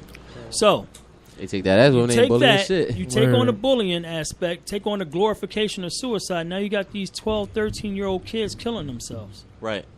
Rather than fighting back. Because they're scared to go and get help. Right. Yep. And they don't know how to do it. Instead of trying to go get their big brother and sister. Right. Or cousins or friends or whatever. Just like you said, he grew up with certain people. Whereas though he had a problem, he had that resort. Right. Now, there's a bullying situation. They don't want to talk about it. Mm-mm. Yo, Middle America does not like talking about bullying, fucking shootouts, nothing. Yep. Like when a shootout happens in like Middle America, how much do we really talk about it for like a week, right? Yo, there's shit in the town that I grew up in. There's all kinds of crazy shit that we always find, but like nobody ever knew about it. But is anyone speaking on it? Is anyone? No, nobody speaks on it. Because Middle America and rich people do not like speaking on their topics, and I think that's a big reason why suicide is so prominent in the rich people community. Because let me give you this hypothetical situation. All right, you're 16 years old. You go to a prep school. Your mom and dad are probably not black, and you go to a prep school and. Your mom is a stay-at-home mom, and your dad is the one who makes all of the money. Right. And let's say you do pageants or you do music. One of your parents is living vicariously through you, so they are putting a higher standard on top of you, telling you you have to do this, you have to be better than everybody. Right. You feel me? And if that's something you're not passionate about, it's going to revert you back to just feeling like you're not good enough because your parents want you to do so well. Yeah. Or if you are really good at it and you are passionate about it, that your parent is an enabler for your ego. You feel me? So either one of these personality traits can make you go off the fucking grid and go crazy. Someone who, and another aspect is like, let's put infidelity into the aspect. You feel me? Dad's cheating on mom, but dad makes all the bread, so mom's not going anywhere. But mom has a real nice doctor who will prescribe her Xanax just to get through it. You feel me? Boom, mom kills herself. Son daughter, whatever, has no idea what to do, has no idea why mom killed herself because everything looks so fucking hunky-dory, because you go to a prep school, because you're already privileged, because you don't know what a struggle looks like, you don't know how to handle when you actually do go through something traumatic. So all you're going to think about is like, hey, mom killed herself, where's the Xanax at? Boom. We got rich dead people. You feel me? Right. Or if you're someone who's famous, who doesn't come from money, who just ran into it because of like the profession that you're in, like a artist or a painter or something like that, all that fame is way too much for you because you don't know how to handle it yet. You feel me? That's why people like Chris Brown beat on motherfuckers like Rihanna. You feel me? Because he comes from a place of abuse. Not only that, but he blew up so fast. You feel me? He had to be a grown man because of what he was doing as an artist. Right. You feel me? He didn't really have time to process on how to treat a woman. He was a kid in a grown man's business. Exactly. He didn't really have since like 2004 or something like that. 2005. Bro, he's been famous longer than certain rappers. You feel me? Man, like, he's been around Crazy. for too long. Him bro. and fucking him and Bieber. And Bieber have been famous. Bro, they took them at their like peak of teenage years, right? Man, like the years that they supposed to live. Saying. Bro, like, he went through puberty and toured the world. You feel me? That's what like, I'm saying. That's like, why they're living now. That's why they're living it up. You know what I mean? Because they have so much to catch up. That's why they go through so much drugs and shit too. Exactly. Right. Like, that's the reason you can't tell them shit. You can't tell Chris Brown shit at 28 years old. Right. He done did so much for music. Yo, he's getting compared to Michael Jackson as one of the greatest entertainers. But he's in been music, getting you know compared to Michael Jackson. Like he's the only. That's a conversation in its own. Like him just talking about dancing. As far as dancing and like performance, out right now, as far as rapping and dancing, who's better than Chris Brown right now?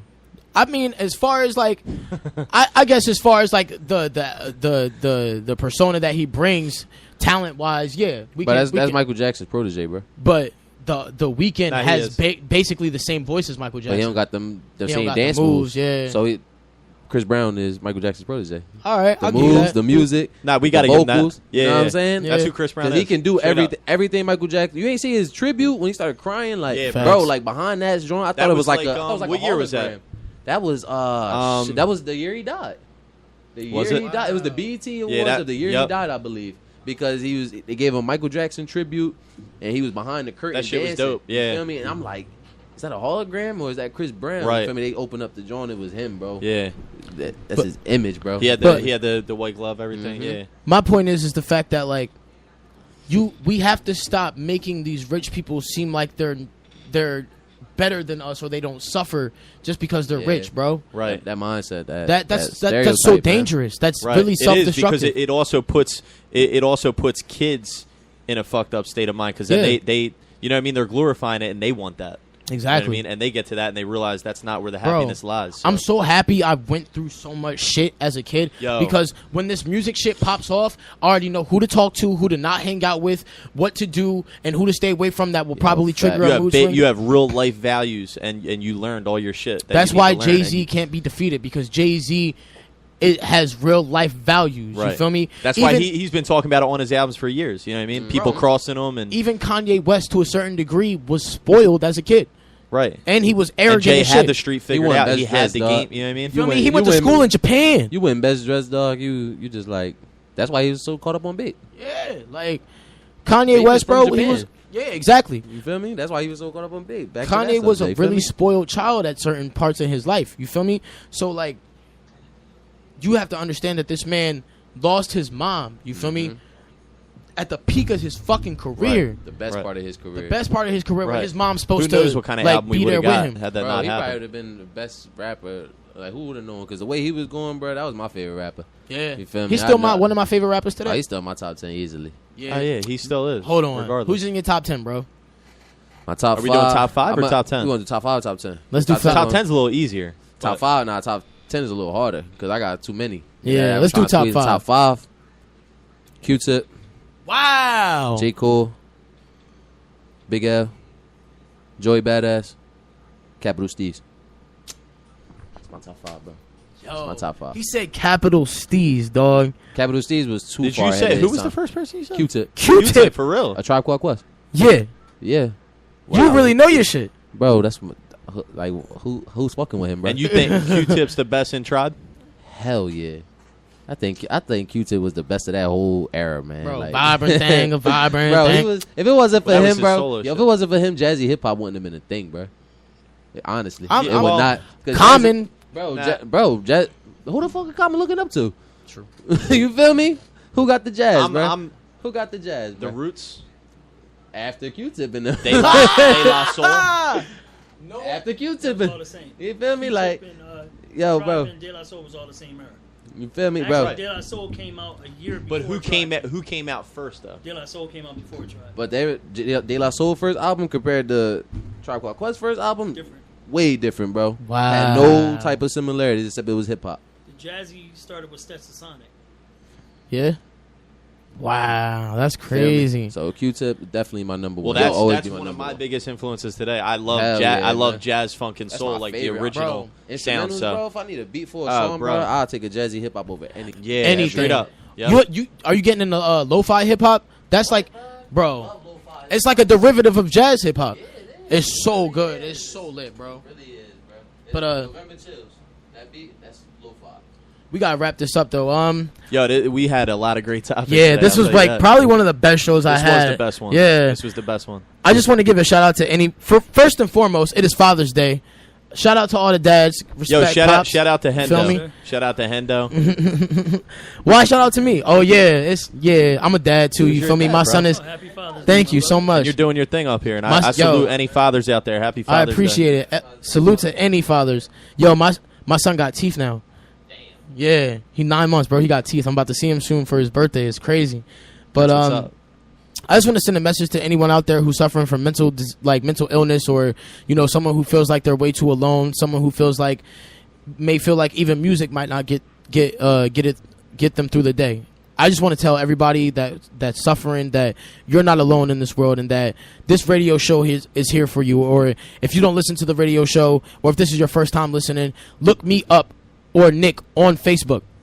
Like we are still real people. Nick, look me and Shu up on Facebook. Like we are still actual people. Like if there's anything that anyone is going through in this area that I can reach, or that me and Shu can reach, or that me and Izzy can reach, please contact us, because people matter. No matter if you go through mental health or if you're a happy person all the time, you matter, because anything could happen. You could lose anyone at any time in any part of life. So I just want nobody understands the battle that you face every day, but just understand that other people go through shit. You're definitely not alone. That's why we created this platform, for other people to get up here, local artists and mental health supporters and etc. So just know that you're not alone, and you can call into the show anytime.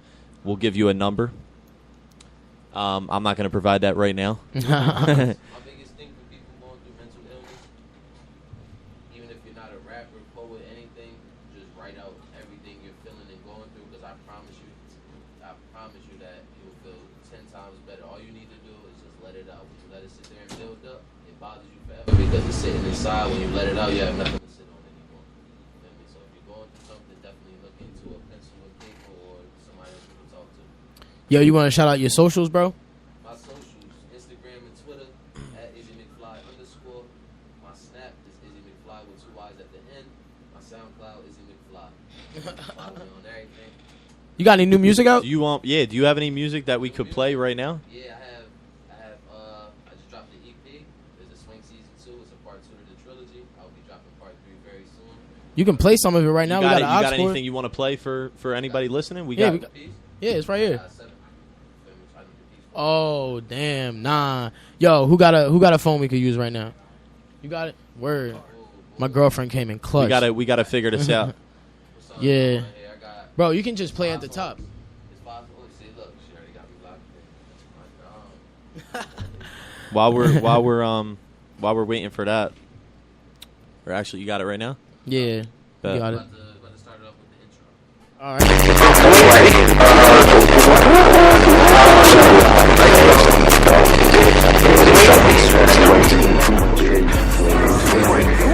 I'm back again. Told you I'm stuck in my bag. I know they mad, sad, whatever. It's cool, cause you're still the last. Been in them tracks. Like I be running them laps. shit. They fell asleep on my craft thing. Tell all your friends that I'm back. Ayy. Tell a friend that Mcfly is back again. Ayy. Tell a friend that Mcfly is back again. Ayy. Blue thumbs, I done fell in love with bands. Ayy. Swing season slowly coming to an end. From the first day of the fall to the last day of the spring. Ayy. Super jiggy, yeah, you know I gotta swing. Ayy. Part 2, yeah, I'm going for the win. Ayy. Swing season, need a surf and let her swim. Ayy. I'm so addicted to money. I wanna blow with a Benji. It's like I'm playing. You understand what I'm saying? I knew that nobody was ready. Saucing on it like spaghetti. Ayy. Ain't drop a song in a minute. Dropped the EP like confetti. Whoever was thinking they got it, now they got a bigger problem. Been my way up from the bottom. There's somebody trying to stop it. Covered in green, I'm feeling like Spider-Man's nemesis. I'm addicted to the profits. This is the season. Last time I spitting that venomous. All my competition coffins. Tell a friend that Mcfly is back again. Aye. Tell a friend that Mcfly is back again. Aye. Blue thumbs, I done fell in love with bands. Aye. Swing season slowly coming to an end. From the first day of the fall to the last day of the spring. Aye. Super jiggy, yeah, you know I gotta swing. Aye. Part 2, yeah, I'm going for the win. Aye. Swing season, need a surf and let her swim. Aye. Waving like gravy, I drip. Only a bitch, aye. I got the sauce in the juice. She wanna sip, aye. She said that she got the pool. I wanna dip, aye. See the Lilo, I'm cool. Pockets got blues. Each of them looking like sticks. Y'all gonna be getting the money from Sunday to Sunday. I'm chasing the hundreds like I ever running. You cannot catch me like you a coyote. I call my homies. If I got my buddies, they smoking like donuts. I know that you know me. I'm one like Kobe. You know me and all of them. Records and W. You still can't hold me cause I'm too wavy, aye. Got trophies like Brady. Pass me the keys to the Sadies. Same girls used to play me. Same girls one date me. Bet you all out like a corner. In other words, you cannot fade me. Beef up on look like I'm a Grady. Beef I'm on back, now I'm Katie. Tell them that Mcfly is back. For any dreams, put me in Freddy. Ay, I like to feel up their necks. Making them scream, they looking for teddies. Told you that y'all wasn't ready. Of course my bank account is steady. Of course my swing amount is heavy. Ay, no more words like a penny. Ay. Tell a friend that Mcfly is back again. Ay.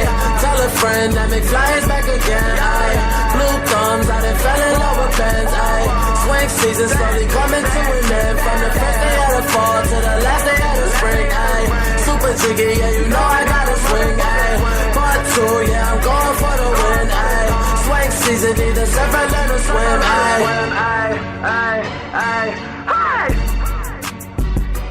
It's swing season, pussy! That was Swing Season by Izzy Mcfly. Yo, bro, that is hard. tough. That was real tough. Next song.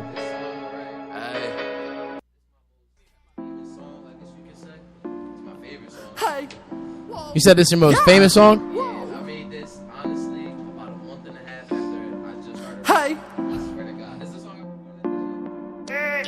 Need a baddie like India love. Need a baddie like India love. Need a baddie like India love. Need a baddie like India love. India love. India love. India love. Need a baddie like India love. Need a baddie like India love. Cause if I pull up with no mask and no glove, if you fly like a plane and I'm way up above, I can handle the pressure when push comes to shove. Bad little lights and she matching my fly. Got snapping next when she walking right past me. She swing to the crib, guaranteed that I'm smashing drip sauce when I walk and she love how I'm swagging. Fell on my twist and I turn to a slacker. Haters free promo, keep going. I'm flat at my possums, they matter when I give a sports, but now green is my bait like I play for the Packers. Looking for green like I turn to a zombie. Stop rocking that polo, I'm flexing in Tommy. Speak on my name and be coming real crazy. I catch him in traffic and they turn to Gandhi. All by my bills, I ain't talking about Cosby. Make that ass clap just like Bravo, no Johnny. Not trusting these bitches, all things that Kalani ain't surfing my wigs, my shit's on tsunami. Yeah, ballin' on them, Georgetown, scoring on them, that's a touchdown. Yeah. She piped up, I gotta pipe her down. Need a baddie like India love now. Need a baddie like India love. Need a baddie like India love. Need a baddie like India love. Need a baddie like India love. India love. India love. India love. Need a baddie like India love. Need a baddie nice facing a fatty, and she got a flatty. Then come here to daddy. I slid and go ghost like a fan of no Danny. Swing till I die just like Arturo Gatti. Dump through the beds, make it all back to next. Your girl be impressed while I dump through the check. Don't be mad at me, she the one in my text. I only hit once, no, a girl is obsessed.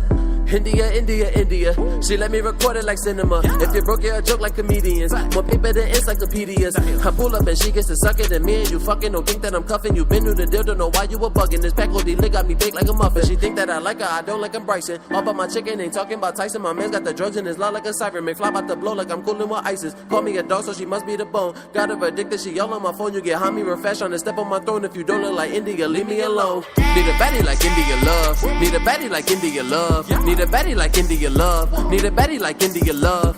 India love. India love. India love. Need a baddie like India love. Need a baddie like India love. Need a baddie like India love. Need a baddie like India love. Need a baddie like India love. India love. India love. India love. Need a baddie like India love. That was India Love. Woo! One more song on him. What's the... Oh, word? Y'all just came out with this, right? Word. I thought I told you I'm the man and I can step it. Ay, yeah, late nights I be fapping cause the money never sleeps, so I'm flying, I be camping, yeah. Hey, the powers in my hair, I feel like Simpson. Every time I'm on the scene, it's been known that I get busy. Make a call, they break your jaw. That shooters for the kiddies, hey, yeah. It's in from featuring Izzy, yeah. Tell me how you gonna stop us with reality, hey, hey. Smoked out, thinking about my future, looking brighter than a bitch, and I ain't need no tutor. Putting points on the board, never been no shooter. Rather analyze the court so I could pass it right to you. We up, but I ain't stopping till it's 30,000 feet. Cause some labels wanna meet, and I'm trying to hit the beach on the west coast, blowing down the best smoke. Packs of the gas, couple stacks for the elbow. Am I daydreaming of speaking it to fruition? Too busy visualizing my life instead of living. It's over for that. Remember when I thought it's over for rap? I've been talking to my people and they all want me back. I've been gone too long, but never again. Love and peace one time to my family and friends. Hold me down to the end, and we all gon' get it. In crowd, run the town, Mcfly, young legends. Thought I told you I'm the man and I can step it. Ay, yeah, late nights I be fapping cause the money never sleeps, so I'm flying, I be camping, yeah. Hey, the powers in my hair, I feel like Simpson. Every time I'm on the scene, it's been known that I get busy. Make a call, they break your jaw. That shooters for the kiddies, hey, yeah. It's in from featuring Izzy, yeah. Tell me how you gonna stop us with reality, ay. Ay, going for the gold, 49ers in the mines, ay. I watch the money incline, ay. I keep my paper in line, ay. I will never fold titanium up in my spine, ay. You and I dim in my shine, ay. You and I matching my fly, ay. I done blew so much money it's sickening. Shorty so fat, you was whistling life. Hit me and I'm sorry you finishing. Appreciate people that's listening. Never been the type to fit in, so they dim my lights, but I'm still standing out. Play it smooth, play it cool, and loud. No, there's no ruckus, y'all coming too fast till I catch your attitude and running your mouth. Catch my brody till I'm running your house. Grab my homie, tie her up on the couch. Post a picture on the book with some clout. I'm the way, so I know you gon' drown. On the court and you still out of bounds. When I walk in, nothing but frowns. When it's showtime, most of them clowns. Make the tough guys get on the ground. Pack the bags and make them get out of town. Pull up on him, he ain't making a sound. Understand that I was meant for the crown. Never caught the back of this looking brown. I be OP, but I'ma still hold it down. Not waiting for it, I'ma go get it now. Curry's close, but ain't taking no bows. Told you I'm the man and I can step it, ay. Yeah, late nights I be fapping cause the money never sleeps, so I'm flying, I be camping, yeah. Hey, the powers in my hair, I feel like Simpson. Every time I'm on the scene, it's been known that I get busy. Make a call, they break your jaw. That shooters for the kiddies, hey, yeah. It's in from featuring Izzy, yeah. Tell me how you gonna stop us with reality, hey.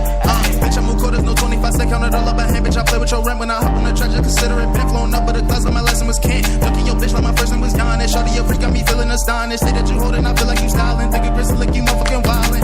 I let that money keep piling. I'm tryna hit a new island. Pull up in foreign, just smiling. Pussy niggas said they motherfucking pouting. I got your belly, she shouting. Cause I got dick all up in her. Ain't get no breakfast, lunch, or brunch, so I'm gonna eat that pussy for dinner. She know young Grizzly a winner. If a nigga got problems, go get him. These niggas can't fuck up my brother. My ball off them Zans, call me Grizzly Porzingis. The gas that you smoking is quiet. The pockets just went on a diet. I try to provide, I try for the hustle. You try cause you think that's stylish. These motherfuckers moving so childish. Some niggas get left in the dust. If Styles a lover and Izzy a fighter, that must mean that Grizzly gon' bust. These motherfuckers moving so childish. Some niggas get left in the dust. If Styles a lover and Izzy a fighter, that must mean that Grizzly gon' bust. I told you I'm the man and I can step it, ay. Yeah, late nights I be fapping cause the money never sleeps, so I'm flying, I be camping, yeah. Hey, the powers in my hair, I feel like Simpson. Every time I'm on the scene, it's been known that I get busy. Make a call, they break your jaw. That shooters for the kiddies, hey, yeah. It's in from featuring Izzy, yeah. Tell me how you gonna stop us with reality, hey. I told you I'm the You gotta wrap it up. Yo, listen. Izzy McFly, man. Izzy McFly. Whew. You definitely. Thanks for coming, you got man. some shit, for bro. real. We appreciate it, man. We really appreciate it. Everybody go follow him. Shout your tags out one more time for everybody.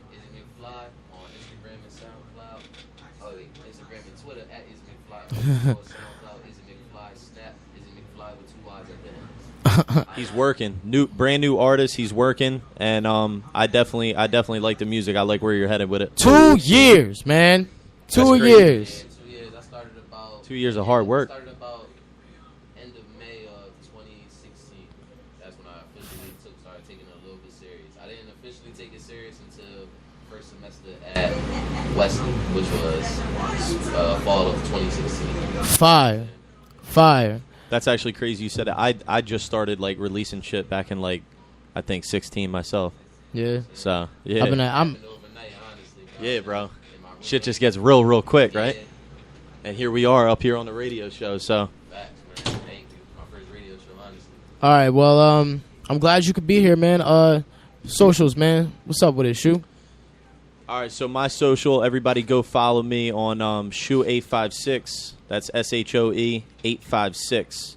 Don't forget, stop hating on everything. And Hendo, you want to shout out yours? Hey, yo, Hendo609_ on the gram. You feel me? I don't really use no other shit. I don't fuck with the Snapchat. I don't fuck with the Twitter. I don't fuck with none of that shit. You feel me? Find me on Hendo609_ on Instagram. And if you trying to really connect with a nigga, you can look me up on Facebook, Josh Henderson. You feel me? Like, I'm done throwing my government out. Like if you're a day one follower, you'll know my gov. But facts. If you're not, you're not connected, bitch. You're not connected. You're unplugged, bitch. Facts. My Facebook is Izzy Mcfly as well. You feel me? I would never know my real name unless you know me from my childhood. Nah, we're not doing governments on here. We're not doing that. Ever. But yeah, I think it's time for that. I appreciate y'all for having me. Thank you. We appreciate you coming up, bro. Can we get a round of applause? applause? Here anytime on the show. Round of applause. And we are out.